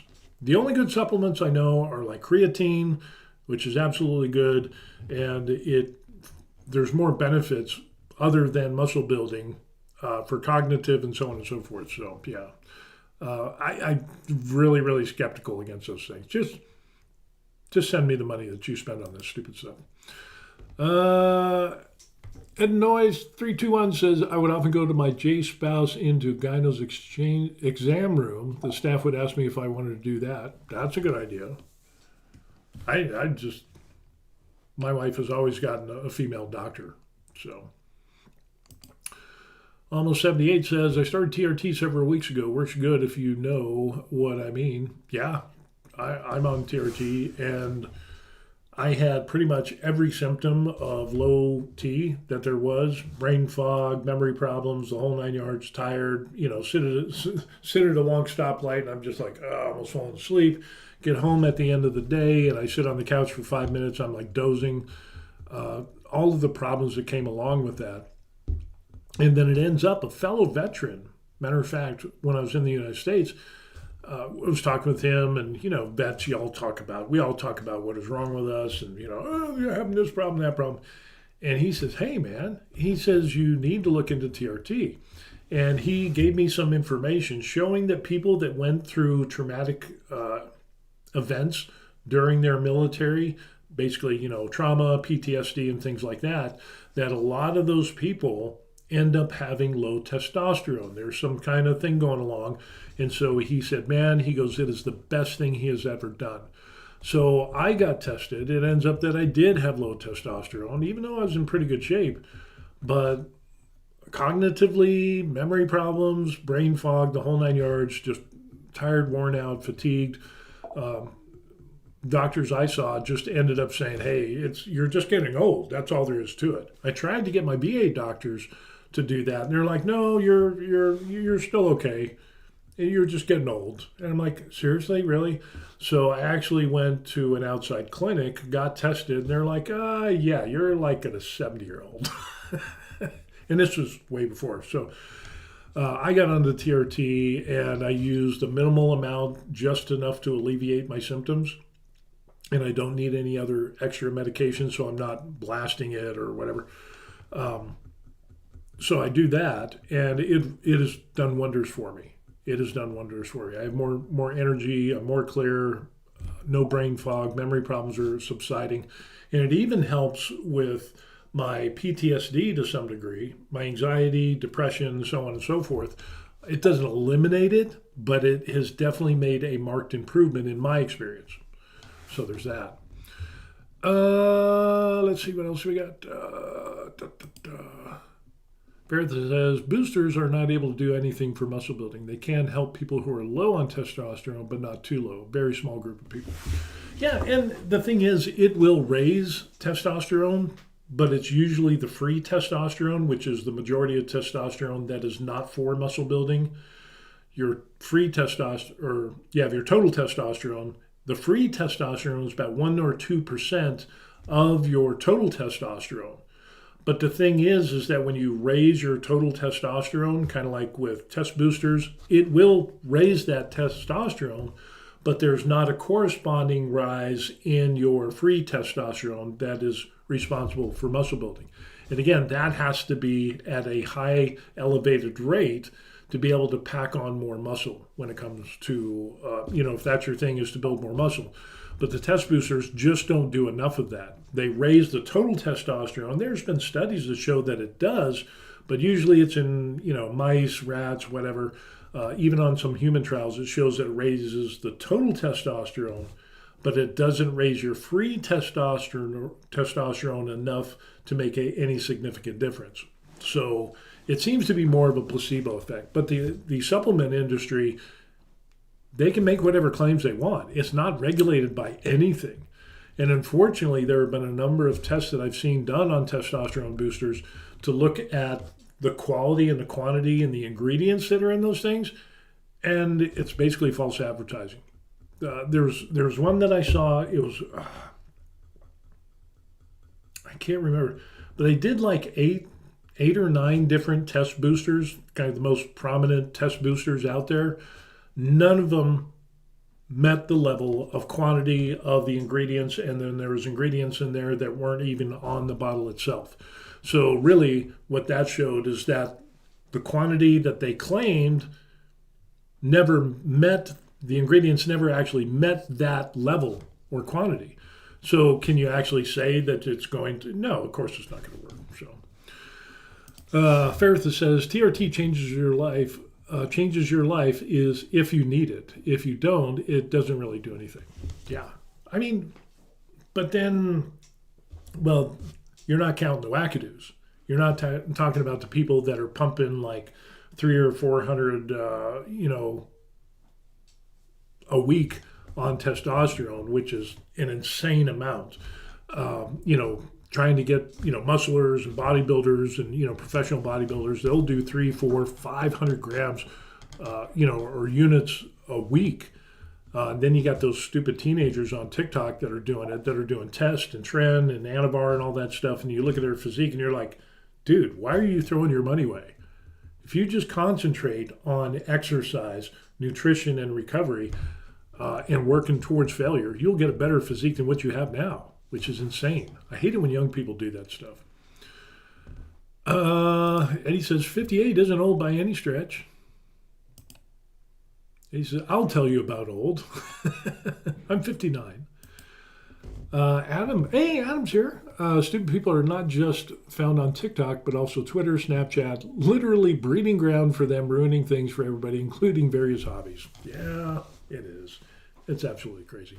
And so much misinformation, so much blatantly wrong information. Kind of like we talked about the guy with the olive oil and saying you don't need to, just guzzle olive oil, and saying that there's no reason how it's bad for you and why should you extract olive oil from olives and whatever. It's just been absolutely insane on how there's numerous meta-analysis, which is numerous studies from very different sources, which is the highest level of evidence and proof showing that olive oil actually reduces LDLs, actually improves, mental health acuity, reduces mortality rates, cancer, so on and so forth. It is absolutely a great thing. So, but you'll have people that will never check any of this thing out. Will never check out any of these claims to see or ask if it's actually true. So, Ferrith says, I'm on TRT for 1.5 years now. Changed my life. Only 0.6 milliliters a week to get me into the normal system, symptom-free range. Yeah, I'm doing like 0.9 a week. So it's not even 100 a week. Sometimes I'll dip a little bit higher. But yeah, just enough so I don't need any other medications. And there is such a huge difference. Mentally, physically, and yeah, I go to the gym, and it's probably responsible for maybe, according to a scan I had, and these were a long time ago, but maybe 3% of my physique is due to, of course, it depends. I also have good nutrition, I have good recovery, I have good exercise, and the testosterone on top of that is probably responsible for about 3%. I think it was almost 3% of my physique. And I'm 59 years old, and I've been on it since I was 50 something, 53 or whatever it is. Yeah, it's 54. That was it, 54. So I was 54 years old, and then I'm 59 now, and it has been great. School says 59 is the new 40s. Yeah, pretty good. I love it. Adam says, you got Liver King scamming his fans until he got exposed, lied, literally had fake abs. Oh yeah, when he said, when you eat, animal organs, heart, liver, testicles, that's all you need. It'll raise your testosterone 300% or 500%, whatever. And I saw the videos of that, and I'm just like, oh, he's he's juiced to the gills. Everybody knew it. But you still have stupid people that would take him at his word. So Liver King, I ended up calling him Needle King, and then they found out that he was doing like $11,000 worth of steroids a month, HGH tests and a bunch of other stuff. It was insane. How could you? I just don't get it. And his supplement companies, his supplements don't even have what were advertised as them having, grown, whatever, grass-fed, whatever. None of that is absolutely true. So he's just a train wreck to begin with. And he's such an ass. He's really an ass. I feel sorry for his family. And why his wife is still married to him, I have no clue. Maybe she's an ass as well. Yeah, just absolutely crazy. Deacon, better food over there. Yeah. Excuse me. Yeah, it's we definitely eat a lot better here in Korea than we did in the United States. We have more fresh vegetables. We go to the open air market on every day that ends in a 3 or 8, so they call it a 3-8 market. But that's where all our vegetables are from local farms, so we get that, and yeah, it's really good. Of course, we get our meats and our dairies and the cheeses. We eat everything. Okay. So that's just our thing. That's what we do, and it's really good. Matter of fact, we just went to a Korean restaurant, Arirang, which is a real short distance from Camp Humphreys. You got to drive there, but for $15 per person, for me and the wife, we ended up getting where they have the grill in front of you and then the exhaust fan and tons of side dishes and everything. After our workout yesterday, oh my gosh, it was so good. And it was $15 per person is what it came out to. And we were stuffed to the gills. Holy crow, were we stuffed. And the food is just wonderful. All healthy, all garden grown. The meat was great. There was nothing processed. Absolutely zero processed food. Not, the zero processed foods. Yeah, the kimchi, the whole 9 yards. Different types of kimchi. Dengdong jjigae soup and stuff like that. I mean, it's just all kinds of stuff. Japchae noodles on there, rice, tons of side dishes. It was just incredible for $15. And if you go on the military base and go to the food court and you get a full meal deal at like Burger King or whatever, that's going to cost you $15, maybe more, which is insane. Yeah, it was beef bulgogi is what it ended up having. Not only that, in Japan, you can sue companies for product not looking exactly like on packaging, no corporate crap. I just found that out. What he said is absolutely true. The package, I mean, even with their fast food and cookies and biscuits and all that stuff, you open the bag up and say like cookies, and you open up the cookie, and there's the cookie, and you can place it onto the picture of the food. It's the same size. It is absolutely true. You should do that. They should do that everywhere. Deacon72 says bulgogi. Oh yeah, bulgogi. Beef. We've got the meats. Oh, and then Hanu beef. Oh, wonderful. Almost 1978 says, when I lived in Gunsan, the local farmers sold strawberries in the parking lot. The best. I'll never forget it. That's why I like the open air market. Holy crow. It is, seasonal foods, of course, it's all seasonal and things like that, but it just, where it comes from. It's local farms. And you can't beat that, Doesn't look as pretty as, like the stuff in the commissary, which is extremely expensive. Holy crap. You go to the commissary on the military base at Camp Humphreys, your dairy, you'll get better deals on dairy and meat products and stuff like that, and a few other things, soups. But other stuff like produce, we never ever get produce at the commissary. It is just way too expensive, and it's just, why do that when you can get it from a fresh farm? I don't know. But yeah. Matter of fact, we just picked up a bunch of apples. We picked up some persimmons, which are awesome, packed with vitamin C. What you ended up doing is you get them and then you can freeze them. And then it's kind of like you let them thaw a little bit. And it's kind of like a slushy type thing. Oh, it is so good. Even just normally, just skin it, boom. Oh, vitamin C packed. It is insane. We got so many of them. You're going to have one like every single day. They're just so good. Yeah. Bulgogi, Hanu beef. Yeah. And there's some great restaurants around here as well. There's some smokehouse. UJ Smokehouse is a good one. Big Bites is a great place with great food. Chefs are awesome. Really, really good. I'm sure I got a few brothers and sisters from Dad being at Camp Casey in the late 60s. You mean half? Half brothers and sisters? Ouch. Yeah, that was a thing back in the day. Oh, man, that absolutely crazy. Actually, there was a lawsuit. There have been lawsuits against the women that were used for those type of activities around military bases, and they actually got it to the point of where these women sued the Korean government and won, and then now they can bring a case against the United States for institutionalized prostitution.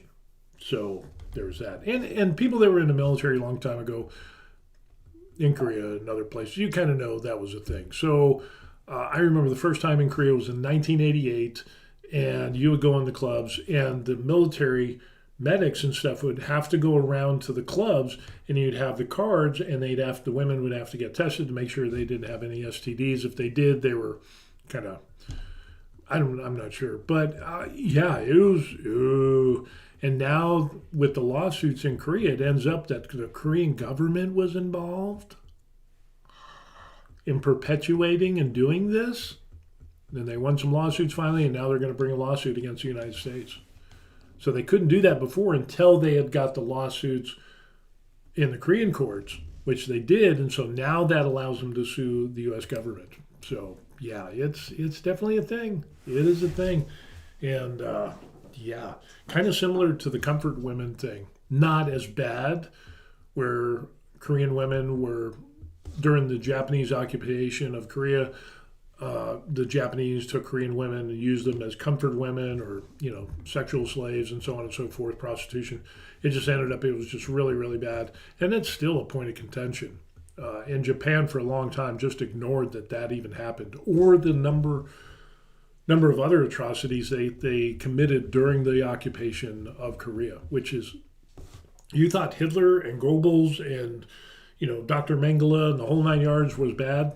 The Japanese did some horrifying medical experiments, if you could call them medical. There's not. It was just straight up torture against Korean citizens during the time of the occupation. It would just blow your mind. It'd just be like, holy crow. When you read all those things, it's just really, really rough. I just feel sorry for that. Crazy.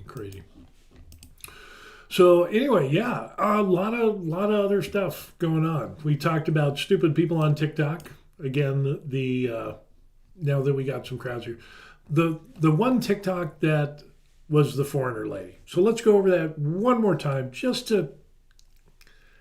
This lady is from Boston, United States. She's an American citizen, white. She's Caucasian, no doubt about it. She works in Korea, has been working in Korea for 5 years, and it's going to get interesting because what she dislikes about Korea.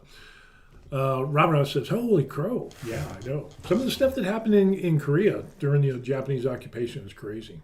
So, but going back and kind of doing a review, the stupid people on TikTok, let's review why she dislikes Korea. Here we go.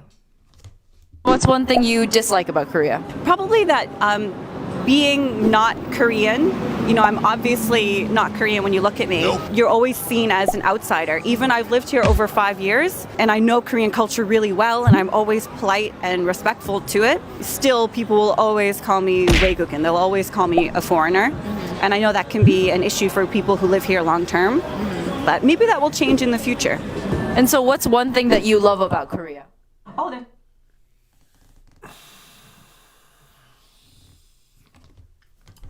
Oh, good Lord. Seriously?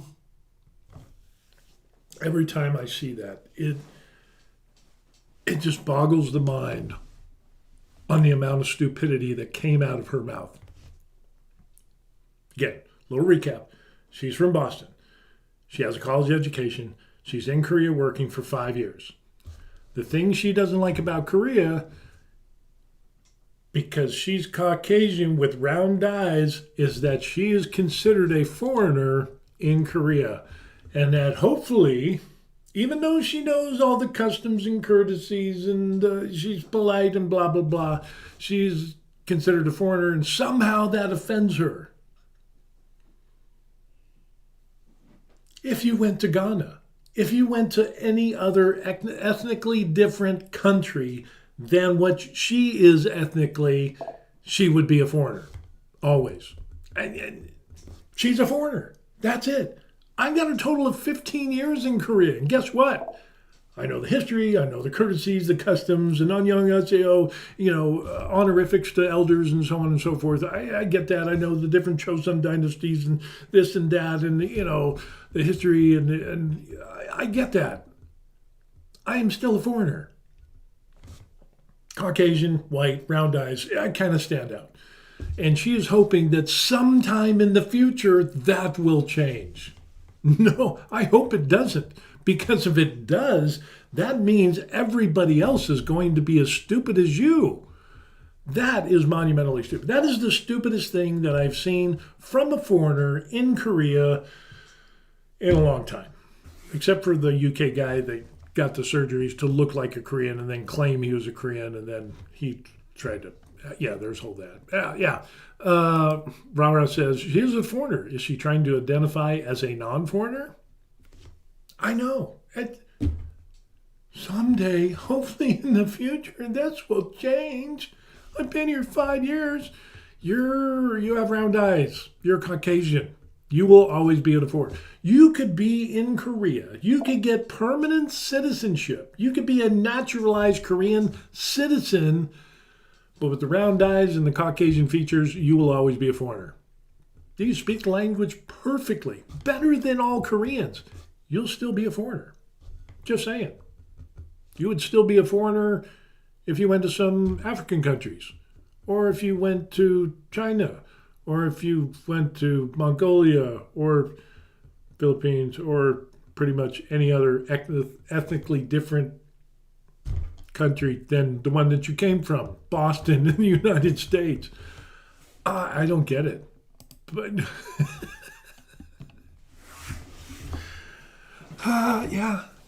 it's seriously, it just boggles the mind. And the fact that she hopes that one day she will not be a foreigner. Sweetie, that day's not going to come. It's never going to come. Call a spade a spade. It is what it is. There's people like me. There's people that have spent even more years in Korea than me. Way more years. 20, 30 years or more. And they're still foreigners. But it doesn't bother them because they're foreigners. They don't have Korean parents. Their grandparents aren't Korean. Their great-grandparents. Hell, my wife's family goes back, 1,000 years or so. I'm the only round eye in the family. I kind of stand out. I will always be the foreigner. It's just the way it is. But somehow that's a point of contention for her. That it just, I told you, stupid people on TikTok. Adam says, I once seen a video where a woman went to Korea and just filmed random Korean men that look average and just shamed them. I saw that one too. That she came to Korea in the hopes of meeting some K-drama actor-looking, beautiful person, and she went and filmed around a bunch of just normal Korean people, and she was like, "Where are all the beautiful Korean?" She was really, she was mocking them, and that was bad. She's definitely not marriage material. You can check that one off the list. That was actually crazy. George says, your public education money hard at work. Yes, I know. There's nothing wrong with being a foreigner. It is what it is. It's just stating a fact that you don't. Crazy. Rara says, even if she went to England as an American citizen, she is a foreigner. She just doesn't stick out as easy until she talks. That's true.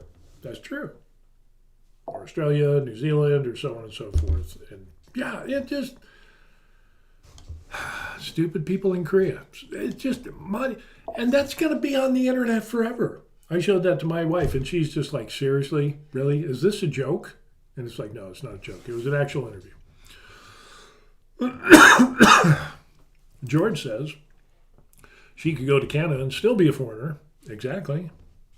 But if we're just talking about ethnicity, the thing that is staring you in the face, the most obvious thing in the world, round eyes, Caucasian features, European descent, very different than Asian descent. It's not like you're going to confuse.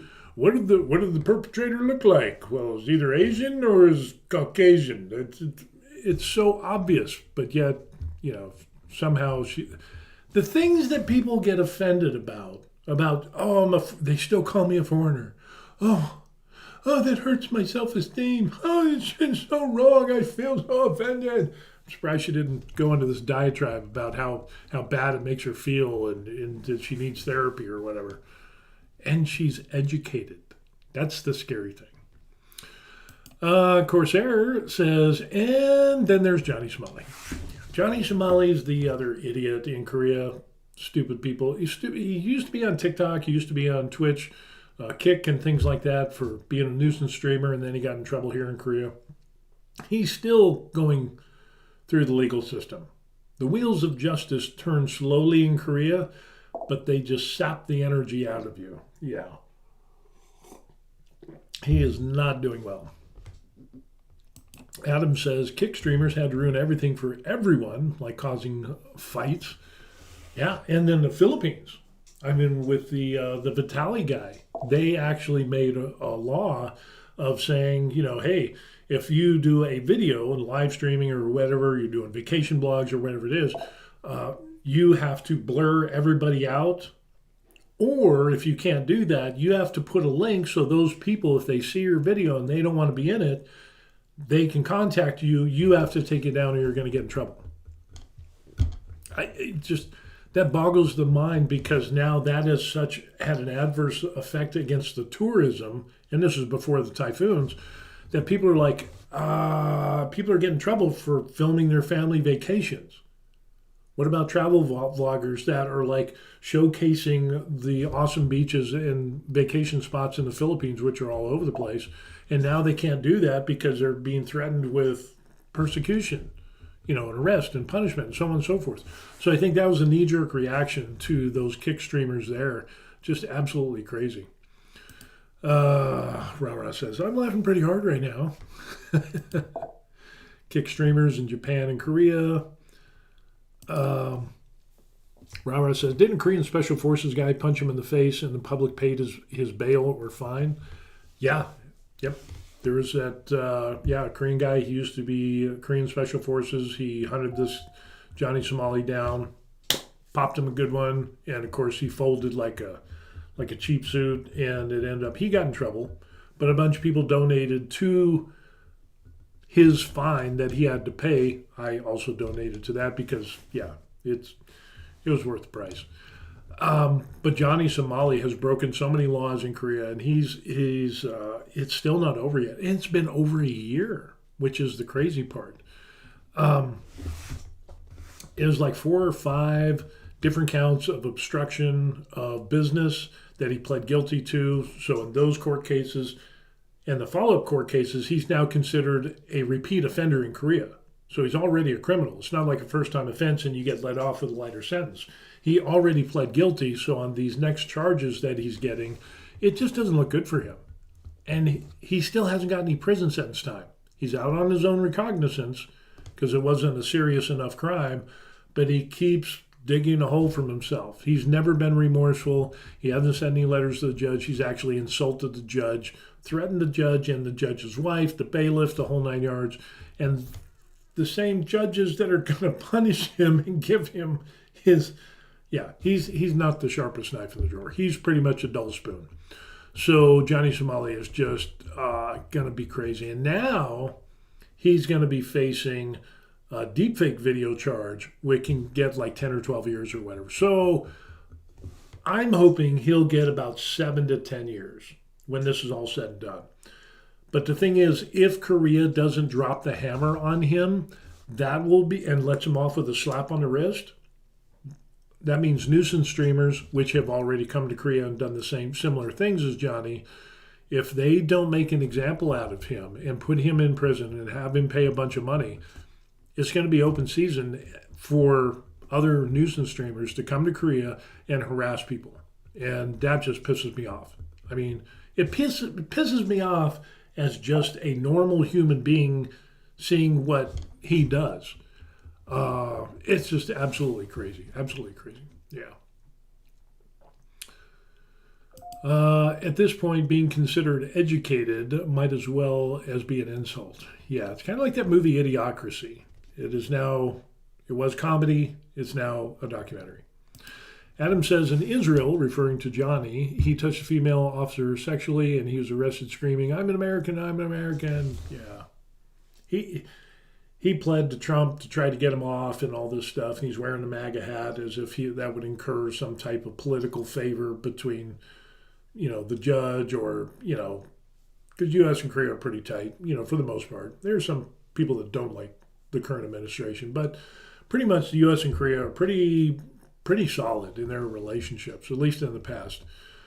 But yeah, he did the same thing here. But he's been here over a year, and it's still not. And it's November. And he still has, I think, another case coming up, or another court case that needs to pop up, where the victim is going to give their testimony. They didn't show up the last time, but in Korean courts, it's like, well, you didn't show up this time, so we're going to have to push everything back. So hopefully the lady that is involved with the deepfake video will come and she will testify against Johnny, and that will just really. And then they also did, somebody put in a letter, or I guess asking the court, because of what he did, that they will do the max punishment. So it's really looking good that the judge is going to punish him, and then there's a range of minimum all the way up to maximum. But Korea is known for never giving the maximum. So we'll have to wait and see how it is. But I'm just hoping 5 to 7 years in prison, I would be happy with that. And because he is an intolerable human being. Johnny Somali is really an idiot. And I don't care if he's playing a character or whatever. He's a despicable human being. And it's a waste of DNA, in my opinion. And with that said, I think countries ought to be proactive. And when somebody puts in for a visa to come to Korea or their country or some other country, and they can do a search and say, no, this guy's a nuisance streamer, he's on Kick and he's this and that, and he says controversial things, and he's kind of like Vitaly and whatever, kind of like Johnny Somali, they'll just ban those people automatically. I think that's what should happen, in my opinion. But I'm not king for a day, so. Yeah, Johnny also did some stuff in Japan, but Japan didn't. They just kind of like, let him go. I think he got arrested or whatever. He did a little bit of time, but it was like minuscule. It was like no big deal. It didn't hurt him in the least.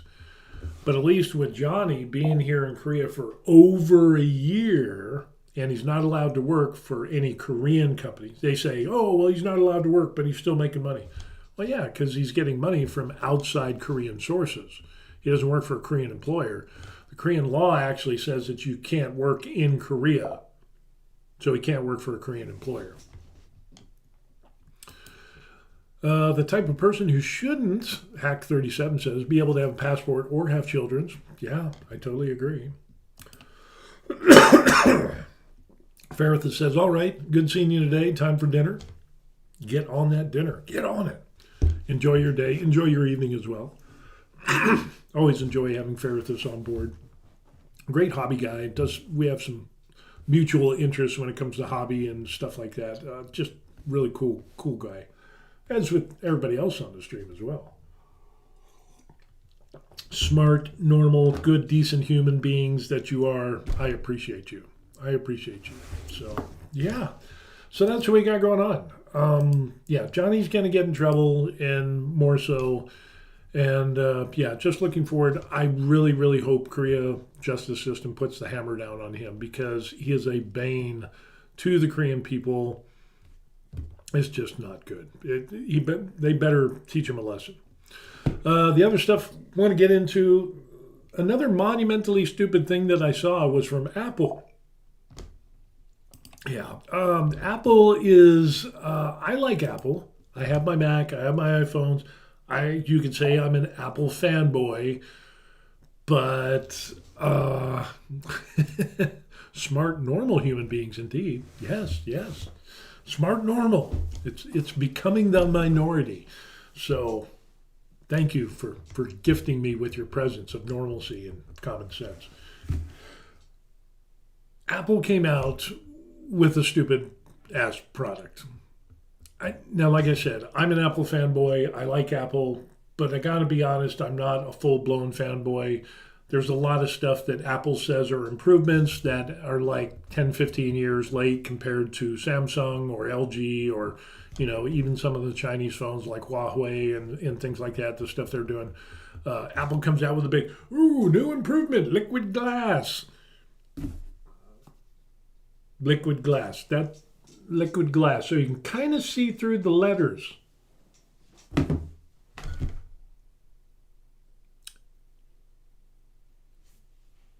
Never in my entire life have I needed to see behind text that is blurred out anyway. Liquid glass, that whole thing was just like, that is insanely stupid. But it's an upgrade, it's an improvement. Or, the camera feature on the new thing, which is absolutely stupid because when you zoom in on video and if it gets to a certain point and then there's a noticeable tick or change, it's no longer the smooth zoom in that you could get. Again, absolutely stupid. They went backwards in that regard. So there's a lot of things that Apple does. We came out with a new pastel color, or the newest phone that they ended up having, which is now built out of aluminum that scratches beyond all belief, is like now the Pro version isn't even titanium anymore or scratch resistant. That is just that. There's no reason on God's green earth I would ever get the most current iPhone. Same product, more expensive with one added feature, which is actually true, and the feature that doesn't cure cancer, it doesn't make your day any noticeably better. It's just, whoop-de-doo. It's time to update your background, Steve. That's what it means. I know, right? It's liquid glass. It's all the rage. Sultan pops in and says, good morning, Steve, and everybody from lovely Korea. Fellow expat here. Enjoying the latte. Hack37 pops up and says, I haven't updated yet because it looked a bit too early for it. I get an iPhone and I hold on to it for years.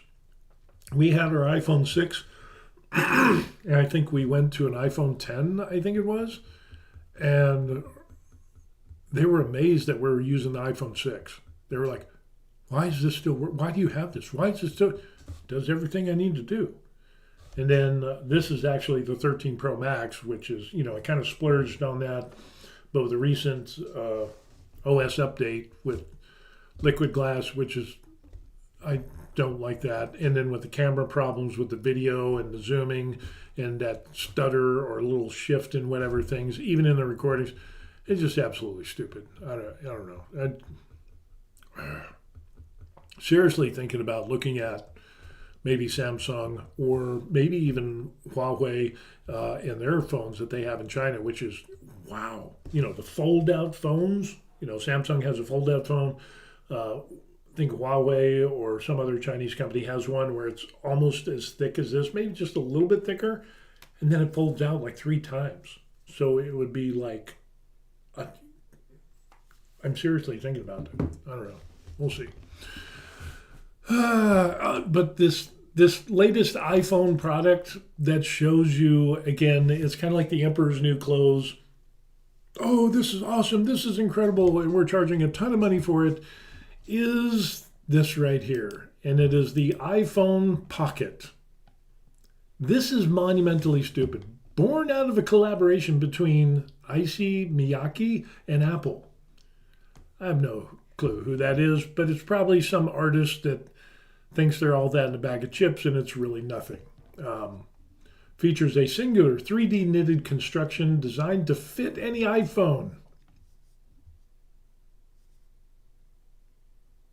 It's a sock that has been stitched. So it's a long stocking with a slit, and it gets worse. 3D knitted construction is designed to fit any iPhone, as well as all pocketable items. Be available at the Apple Store. And it's just, when stretched, the open textile subtly reveals its contents and allows users to peek at their iPhone display. The iPhone Pocket can be worn in a variety of ways, handheld, tied on the bags, or worn directly on the body. Featuring a playful color palette, because Apple's about colors, the short strap design is available in 8 colors, and the long strap has 3. Oh my. And there it is. It's basically a sock. And you put a slit, and guess how much this is, folks. Guess how much this is. Beauty, blah, blah, blah, blah, blah, blah. Piece of cloth, but 3D knitted, blah, blah, blah, blah, blah, blah, blah, blah, blah, blah. The short strap design sells for $149. $230 for the long one. Apple has officially lost their minds. And the fact is, there are Apple fanboys and fangirls that have actually bought that. Shows you there are a lot of stupid people on the planet. It's not just stupid people on TikTok. There are stupid people that are buying this, a sock, for $150 to $230. Basically a slot with a slit. Just buy a stocking, cut it, hem it, put a slit, hem it, boom, there you go. Go to the dollar store, go to Daiso, get a stocking, and boom, there you have it. No, it's not $10. It's $229. And this is the thing that tells. As much as I love Apple, I also hate Apple at the same time, because stuff like this is like, ooh, this is the newest thing, and that is going around, and I just. Let's see, where do we get this? Let's see if we can get this on here on screen, because it's just, again, it's just monumentally stupid. Boom, there it is.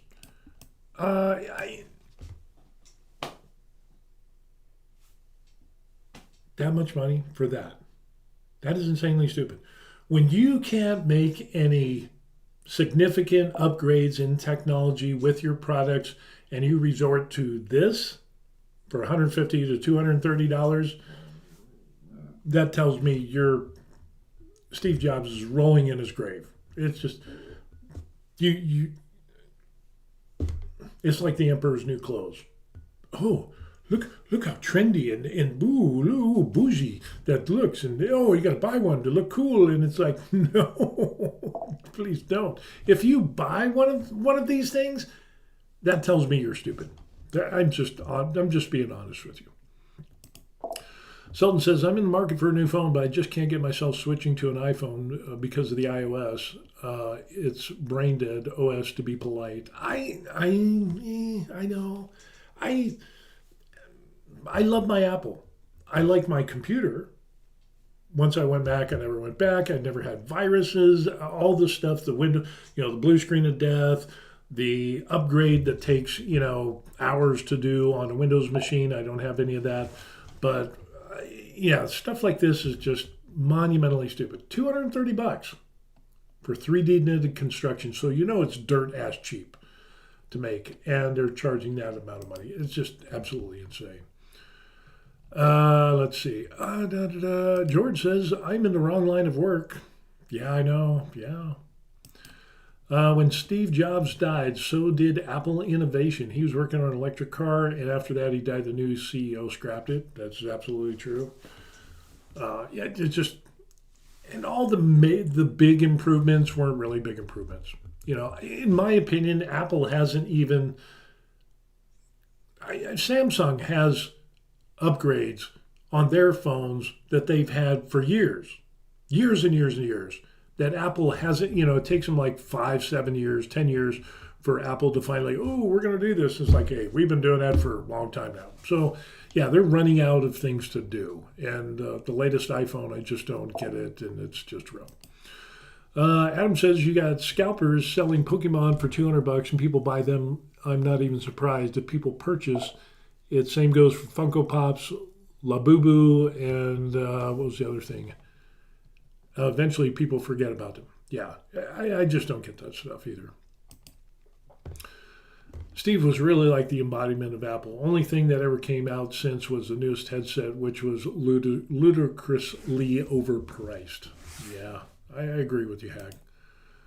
Sultan says, you have to love and hate Apple at the same time these days. Unfortunately, same with most others. Yeah. Talking to Pokemon trading cards, we need you to crack a few packs on stream.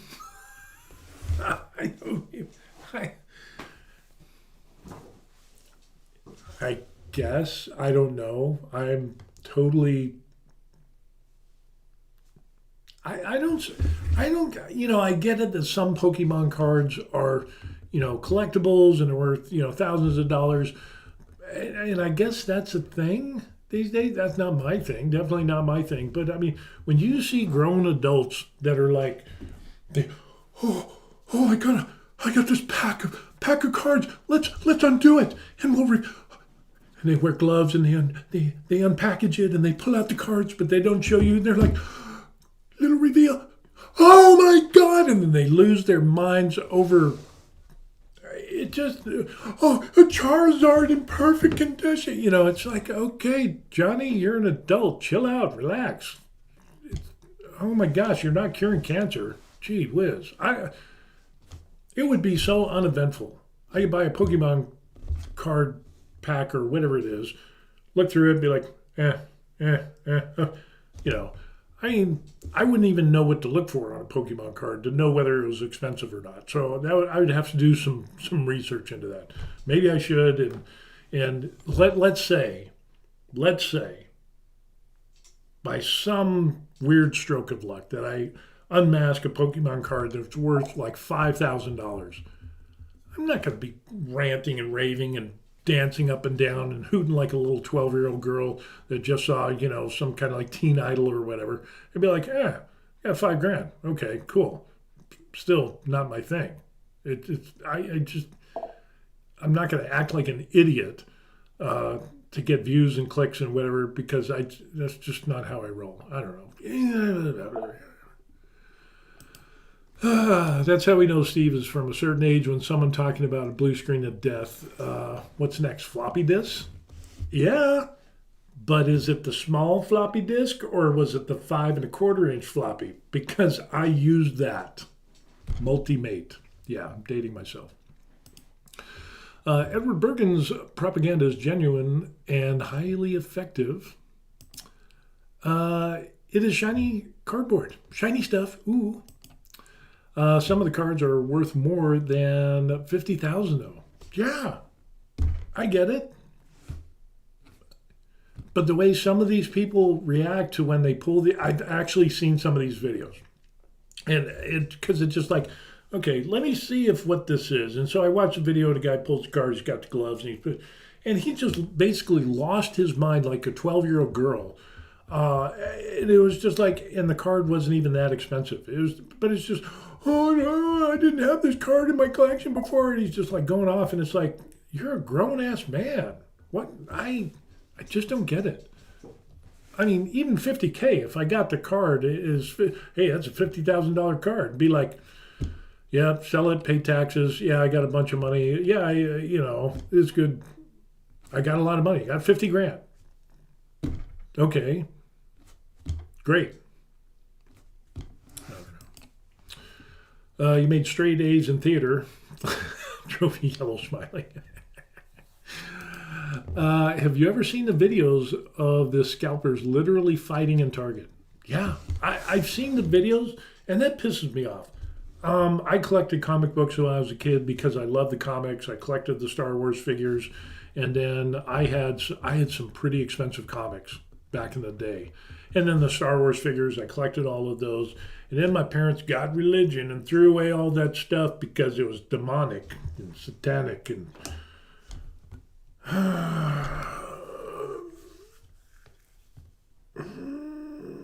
threw away my entire comic book collection. As a little kid, I had boxes and boxes. I must have had like 6-7 boxes of comics.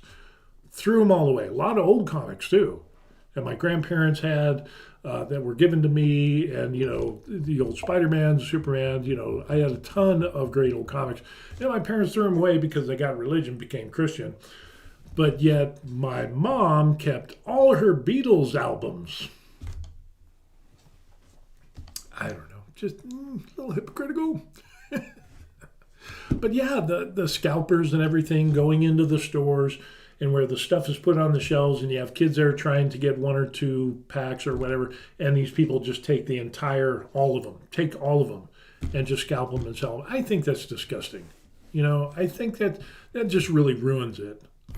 It's not collecting, it's a business, and that's, I hope karma gets those people. Yeah, it's just crazy. Most of the Apple's so-called innovations actually come from their hardware. Their software has sucked for a long time, and now they have total control of both hardware and software. And this is what we got. Yeah. And it's funny when you look at the people who compare like the older iPhones and the pictures and the video and how there's really not that much improvement. And then comparing them against some other companies and their phones and so on and so forth. It's just like, yeah, I can't be, I'm an Apple fanboy, but there's a limit. I'm not going to upgrade to every single phone. You know, the 13 Pro Max was great. I still got to look on how I can get rid of this new IS with this, you know, liquid glass bullshit, because it's just, I just don't get it. I don't know.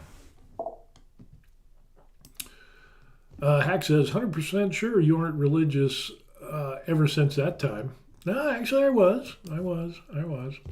Have you looked at the Nothing phone, Steve? I feel you would vibe with their products. A Nothing phone? No, I haven't heard of the Nothing phone. What is a Nothing phone? Nothing phone? Nothing tech, nothing. Oh, it is actually a phone. Nothing tech? Is that what it is?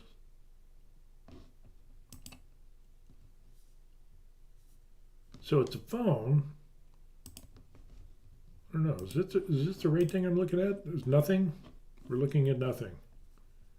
Cutting through the noise. You got some phone. Got some headphones on there. Yeah, I'll never be as hip as that. Some watches. Whatever. 3A Pro. Let's look at the 3A Pro and see what the deal is. 2-day battery, 20 gig RAM, booster, pro camera system. Interesting. Huh. Interesting. Oh, hip high-tech vibe here. The fact that it'll last for 2 days.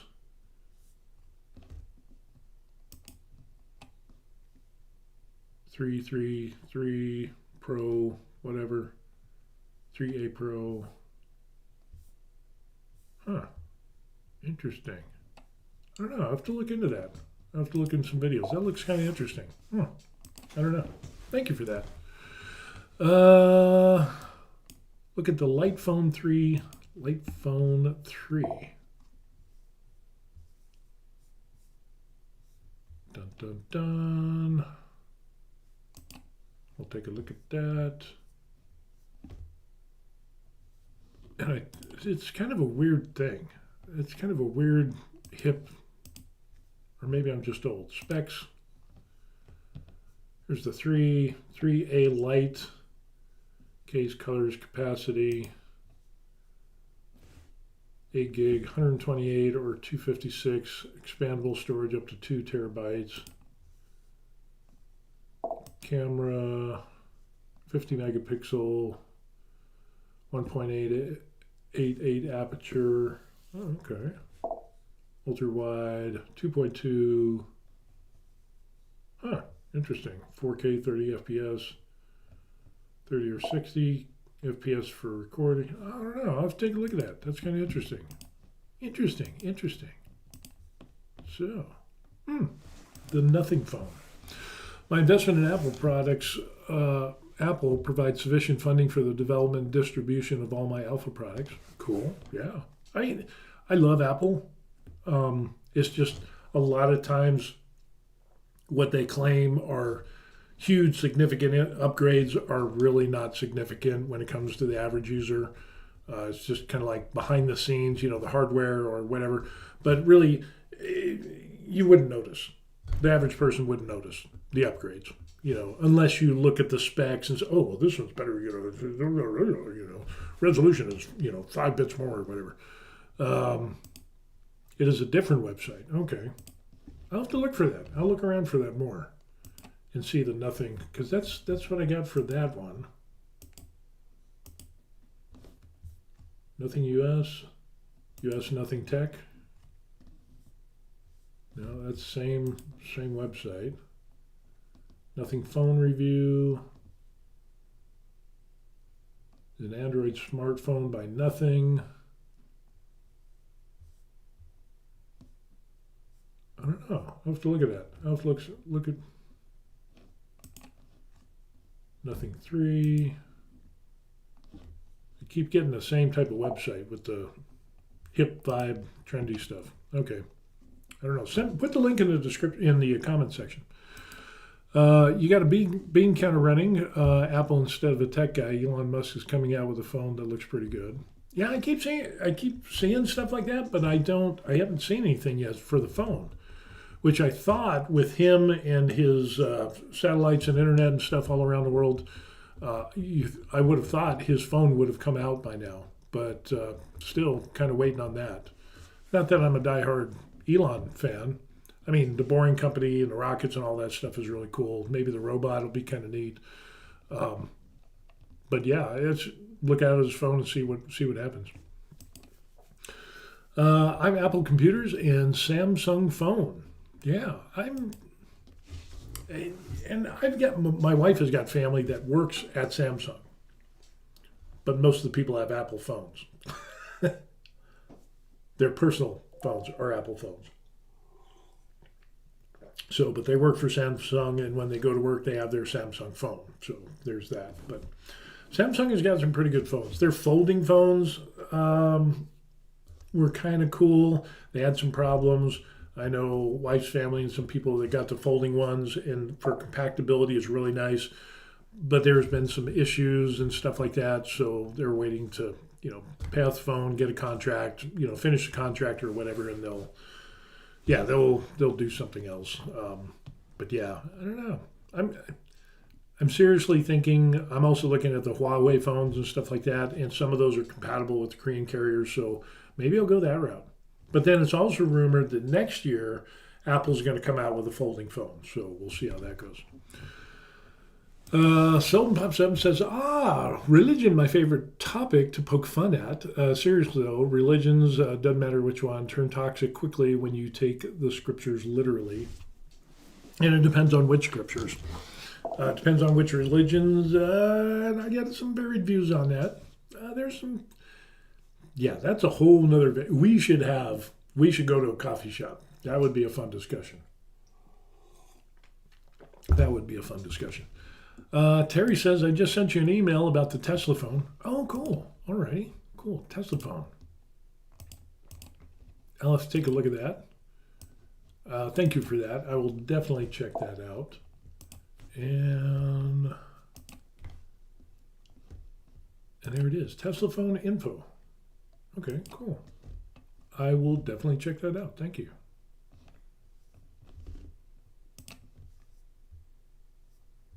The Explorer 9. Oh, might as well pop this on the screen. So there's the Tesla phones, Explorer 9 Series 3. 8 gig, 128 storage, camera, 64 megapixel. Oh, that's nice.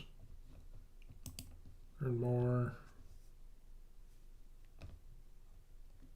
900 hours in standby mode, which is nice. It's a different kind of look. And really, it used to be that I would want something that, would have the connection up to my computer to have access to storage and files. But really, it got to the point of where it's not really a thing. It's not really super needed anymore. 64 megapixel camera, 8300 battery, memory card. I don't know. Oh, check that out some more. Cool. Interesting. It'll probably be a while before I switch phones, but yeah, it's cool. George says, I prefer to build my PCs. I used to do that back in the day, and then got to the blue screen of death and the all-day redoing, installing, and updates and programs and all that. And then I went Mac, and it's like, yeah, I just love my Mac. I love it. But I had a good time doing that. Curious to hear your thoughts on dumb phone with modern tech.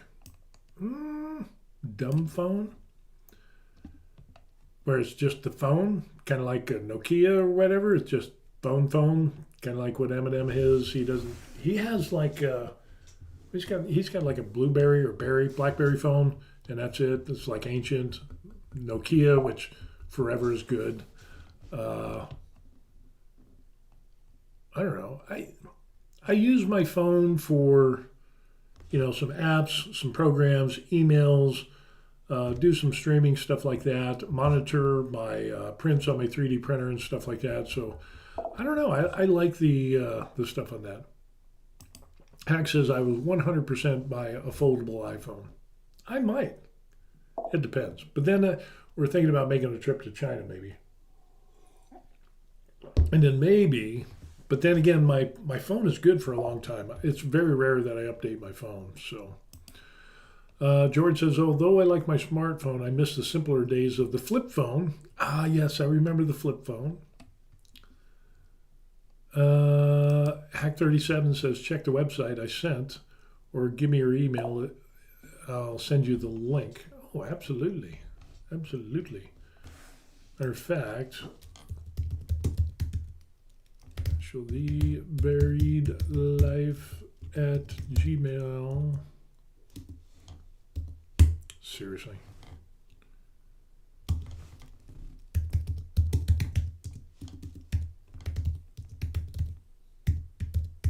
Live at gmail.com. There's my email address. So yeah, send me a link. That'd be cool. Sultan says, Tesla phone? Will it allow you to speak against Elon? I don't know. Maybe. Or will his satellites just shut down? You can't talk. I don't know. Terry says he remembers the BlackBerry. Yeah, I remember that too. Supposedly Eminem still rocks a BlackBerry. He doesn't do the full high-speed phone thing, which is kind of cool. I never used a BlackBerry. Never had a BlackBerry. That was interesting. So yeah, the foldable phone might come into play. And I think the only reason I would want a foldable phone would be to have like a tablet size video service or viewing surface, kind of like a tablet, so that when I do my cardio or whatever, I can put my phone and open it up and unfold it and, watch shows or music videos or whatever as I'm doing my cardio. Maybe play a video game on there as I'm sitting waiting for the doctor's appointment or something for like 5 or 10 minutes. I'm not really a big, I watch some stuff. I don't know. But then I've seen other family members that have the flip, folding Samsung phone, and then that crease in the middle, that would bug the crap out of me. So I don't know. It would have to be pretty seamless for me to do that. Sultan says, speaking of coffee, time to head out to the cafe to chill out and work on my code. You guys have a great one. Thank you for the chat. Thank you, Sultan. Have a good one. Again, someday maybe we can have some coffee one day. As I am just finishing up mine. So love the Korean coffee. So many great coffees. So anyway, with that being said, we had some interesting stuff that we talked about. So we talked about stupid people on TikTok. They're always there. YouTuber got stabbed by, here in Korea. They pretended to be married, made videos and content saying they had a honeymoon, and then when he said, yeah, we're not even dating, and she got mad and she left and came and kind of did that. Reporters got arrested for, putting out information here in Korea because they were reporters against a former justice minister and all kinds of crazy things with the new law here in Korea of how disinformation and hate disguised as opinion should be punished with the current president. That's kind of a thing. I don't know about that. The military doctor, the gynecologist who had thousands of pictures and videos of him giving, that just pissed me off. And then of course we talked about some other stuff as well. So we kind of went through that whole thing. Hack says, have you tried these new AI browser? No, I pretty much stick with Chrome. with my Mac. But what AI browser? AI browser, or is it just kind of like the search function? Web browsers that integrated artificial intelligence. You can understand, suggest, and take action on your behalf. Chrome, I don't know. They've got a little, thing on there. But that's the one I pretty much use. So I haven't really done a deep dive into those things. Everton says, what are your thoughts on the Fuji X-H2S camera? I don't know, because I've never seen that. I'm not really a camera guy. Fuji X-H2S. Oh, that's like a regular camera. I'm not really into that. The cameras I have are for streaming, which are high def, 4K and stuff like that. My phone, but other as far as like the old style cameras and stuff like that. That's not really my thing on that. So I don't know. You'd be way smarter than me on that, because I have no clue about that stuff. So. Let's see what else we got. George pops in and says, did you see the Prusa tool head that puts in magnets and nut in the prints for you? No. I saw the index system for the Prusa Core 1 and eventually the Core 1L that is coming out, the new tool head from Bondtech, which is amazing. That's seriously making me wonder about getting a Core 1L. But no, I haven't. That puts in the magnets and nut in the prints for you. No, I haven't. Send me a link on that, or put it in the comments section or whatever. I'd love to check that out. I don't know if I would use that, but that tech sounds wild. Actually, I sent you an email. Curious to know if you received it. Let's see what you got here. Got the dumb phone thing. Is that what you sent me? Because there's that. And I got the one from Terry about the Tesla phones. And let me see if there's anything in spam. I always get the spam from like, oh, we can redo your SEO and whatever. No. Thumbnail, we'll redo your thumbnails. So I got the light phone. Phone alarm, directions, music notes, hotspots. Yeah, okay. I'll check that out and see what happens. Hack says, I really like the Fujifilm camera. Yes, the dumb phone. Oh, okay. Future is a phone that we can provide meaningful software updates without asking you to upgrade to a new product. Light Phone 3 adds a metal frame. Blah, blah, blah, USB-C, fingerprint ID, flashlight, 5G, NFC chip, and clickable wheel. That's a different looking phone. Made to last. Huh. Boy, that's different.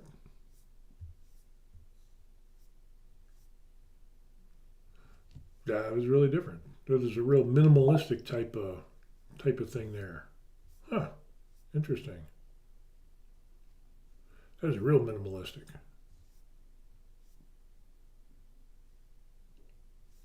Pre-order. I don't know. I'll have to check into that. That's kind of an interesting little thing there. Is not ready yet. I saw it on a live feed from Formnext. Almost Retired says, Cafe Benny at Osan, I really miss. Yeah. Oh, back in the day, do you remember Anthony's Pizza? Yeah, we picked one up the other day. Camp Humphreys. Good old Anthony's Pizza is still there. That brings back memories. That's awesome. Hack 37. Yeah, so much cool tech out there. So much cool tech. And not enough money. Hack says, have you ever seen a play date? It is a handheld device, really cool format. No, I haven't. Playdate? Playdate. Playdate? Device? No, I have. Is it like a little. Is that this thing here? Boom. That thing? Games, developers, whatever. Handheld game system, bunch of brand new games.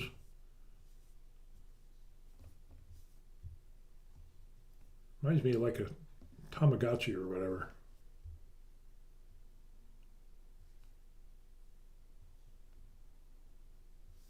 Interesting. Very retro looking. It has Galaga or Defender on there. That might be interesting. I remember those. Wow. Just amazing on what is up in the market now and how quickly you can get something to market these days. It's just amazing. And now with AI, I mean, that's going to even minimize that amount of time even more. Just absolutely crazy. Let's see. Hack says an iPhone socks or a Playdate, same price. Or you get the Playdate and just get a stocking at the dollar store and boom, save a bunch of money on the Apple sock. Is it a happy sock? Is the Apple sock a happy sock? It could be. That's disgusting. So, I don't know.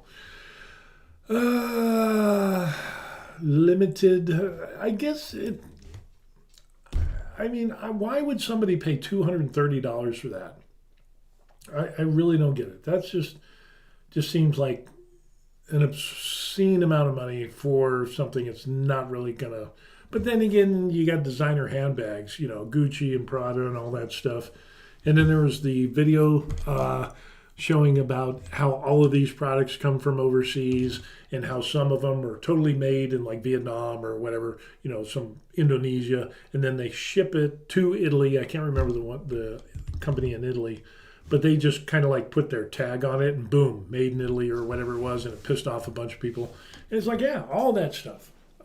We went to Vietnam, and the amount of unsanctioned goods over there, let's say, is, you know, we got North Face bags and stuff like that was so inexpensive. Looks like the exact same thing. I dare say it's almost the exact same thing. It's just amazing. You know, and the fact that people buy stuff like Prada and Gucci and, you know, it's just basically a bunch of poor people trying to look rich, and the people that are really, really rich don't buy that crap anyway. So, I don't know. I just don't get the whole... But then again, I bought like a $1,300 3D printer, so I don't know. Am I being hypocritical? I don't know. Bought an iPhone.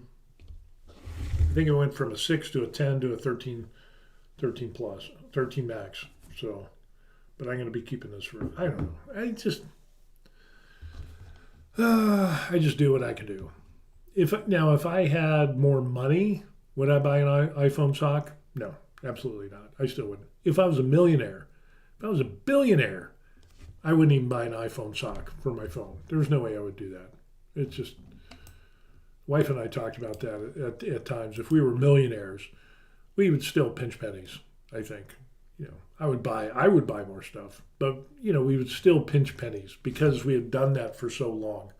I'm the spender in the family. My wife is a saver, but I've learned to save money along the way. And, you know, after 35 years, some stuff rubs off. But, yeah, I just don't get, like, people buying Lamborghinis and all that stuff. I wouldn't do that. I wouldn't.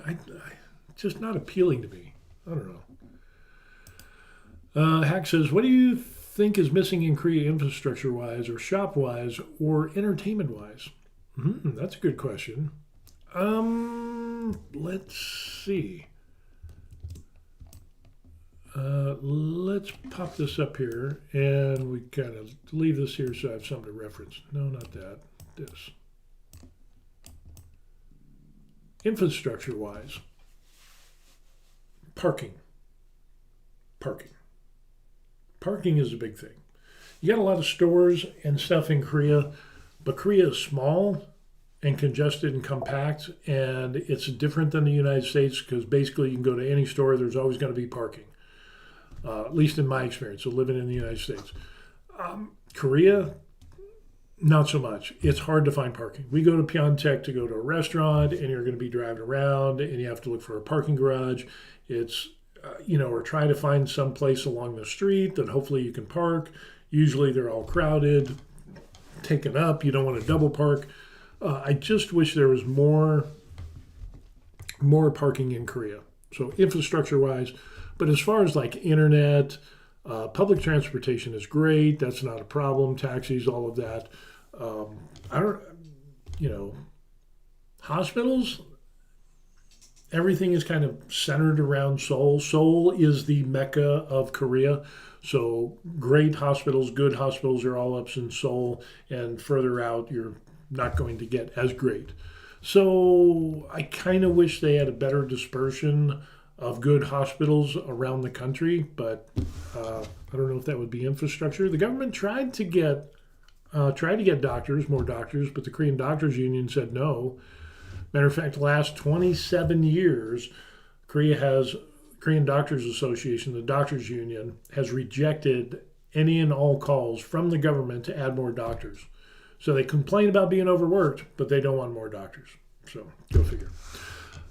Shop-wise, I wish they had Home Depot.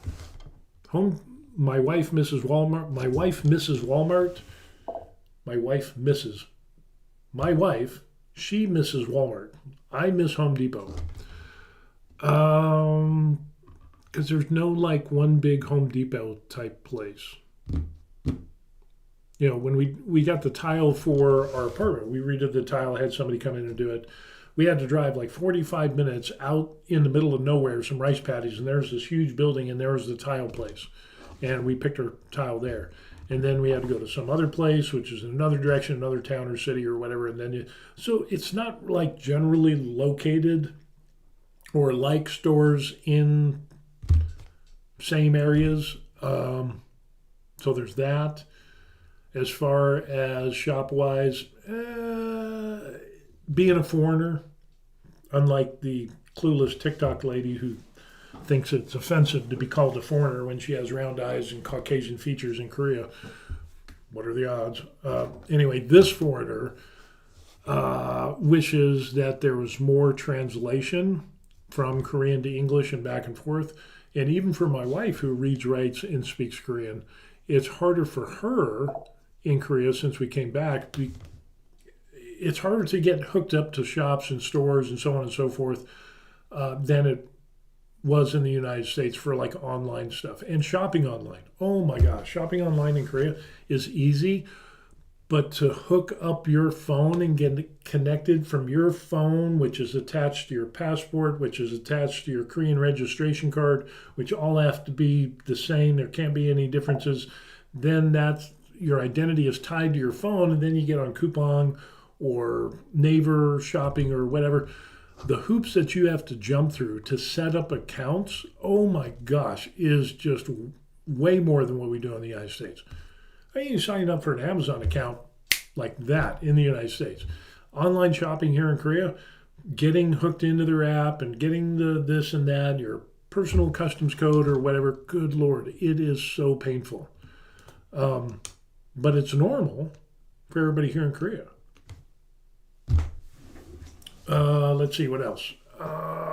Other things, banking in Korea is different. Banking is different because, like, we have our bank from NH Bank, Yonghap Bank, and they've got branches all over Korea, right? Just like in the United States. You have Bank of America or this or Wells Fargo. You got branches, you can go to different states, and you can walk in and have access to your account. They have different branches, but they're more like franchises, individual franchises that don't share information.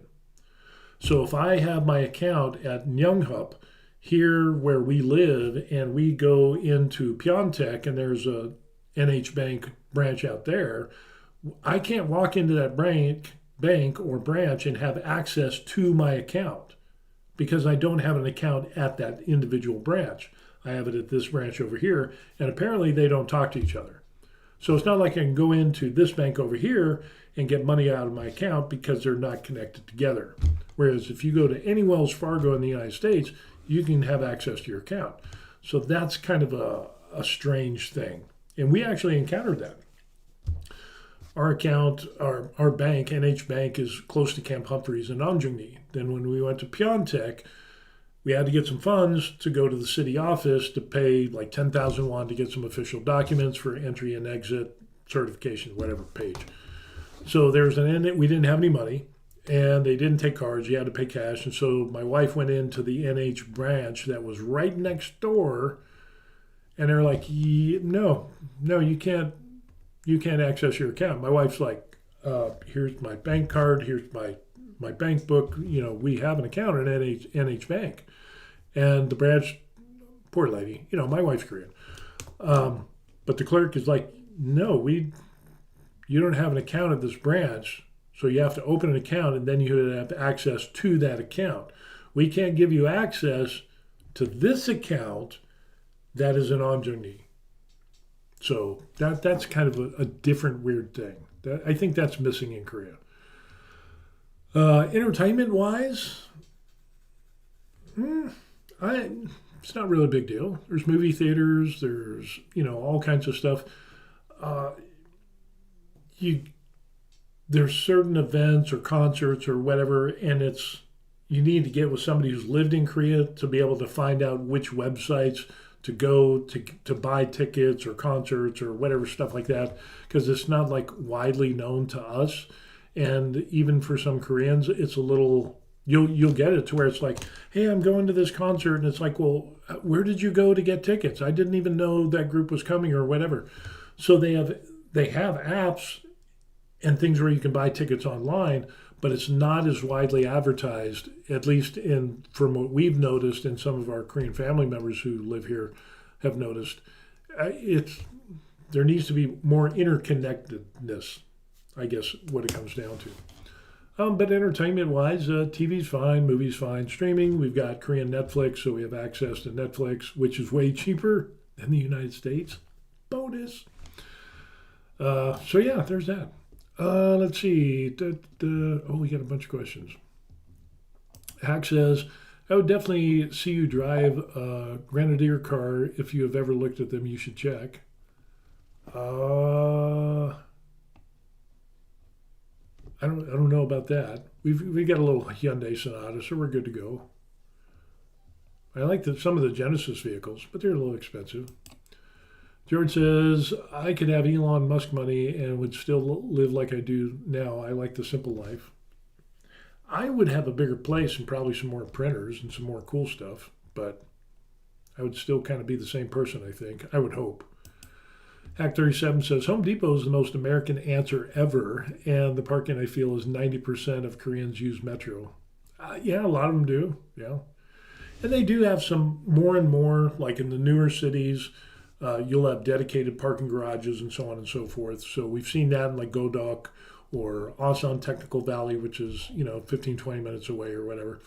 But when you get into some of the older cities and things like that, yeah, there's just no parking garages.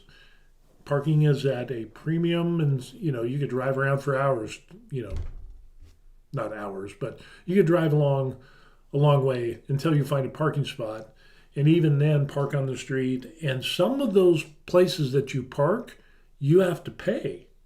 And so we actually found a parking space in one place that we went to, and we had to go get some government documents. And it's like, hey, we found a parking spot. Great. So we go in there. When we were getting our driver's license, Korean driver's license, we come back, there's a ticket on the window. Well, apparently, it's a paid parking spot. And there's a little tiny sign that was way up. So somebody owned the parking spot, so we had to pay a bunch of money. It was like, it was monumentally stupid. It wasn't clearly thing. It's just,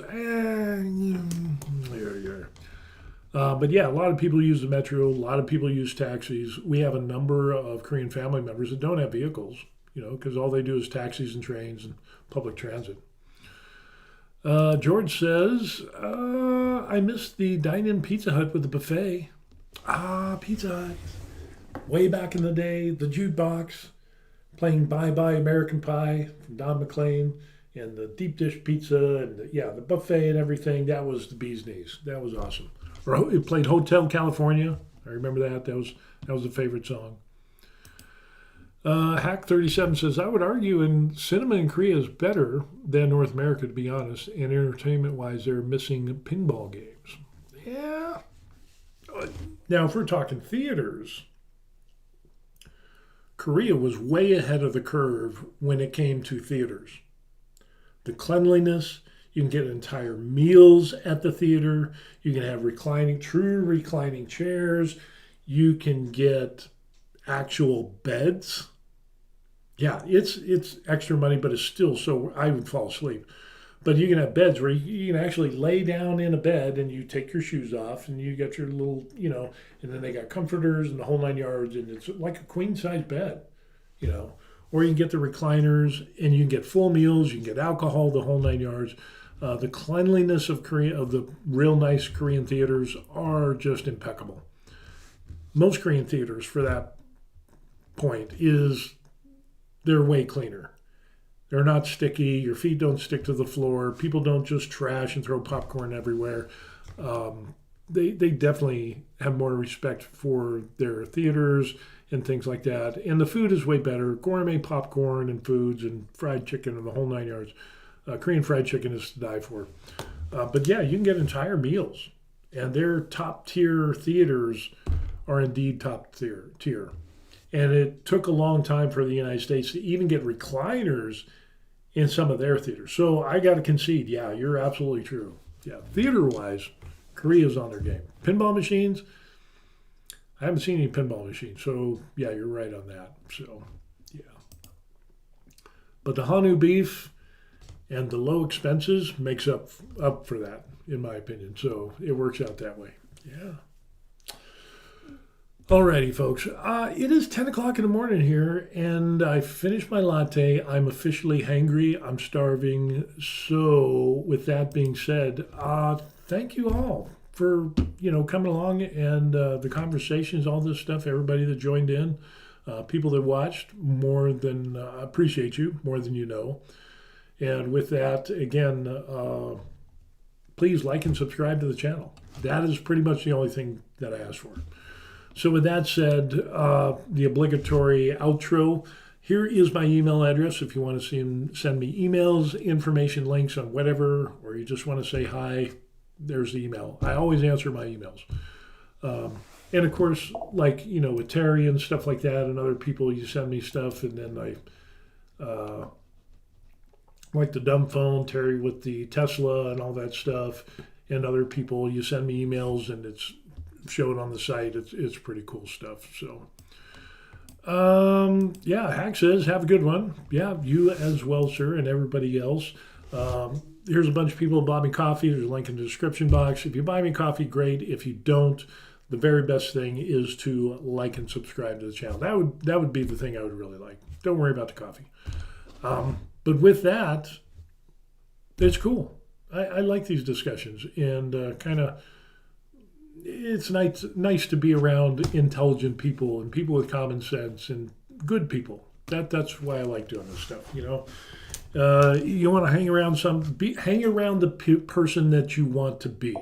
And so I like hanging around you people, smart, good, decent human beings. Hopefully that raises me up to your level. So I appreciate that. Everton Murray says, hey, have a good one, Steve. Everybody else, same to you. And again, everybody else, thanks for watching. And we'll see you on the next video. All right, it's a good one. Peace. I gotta eat.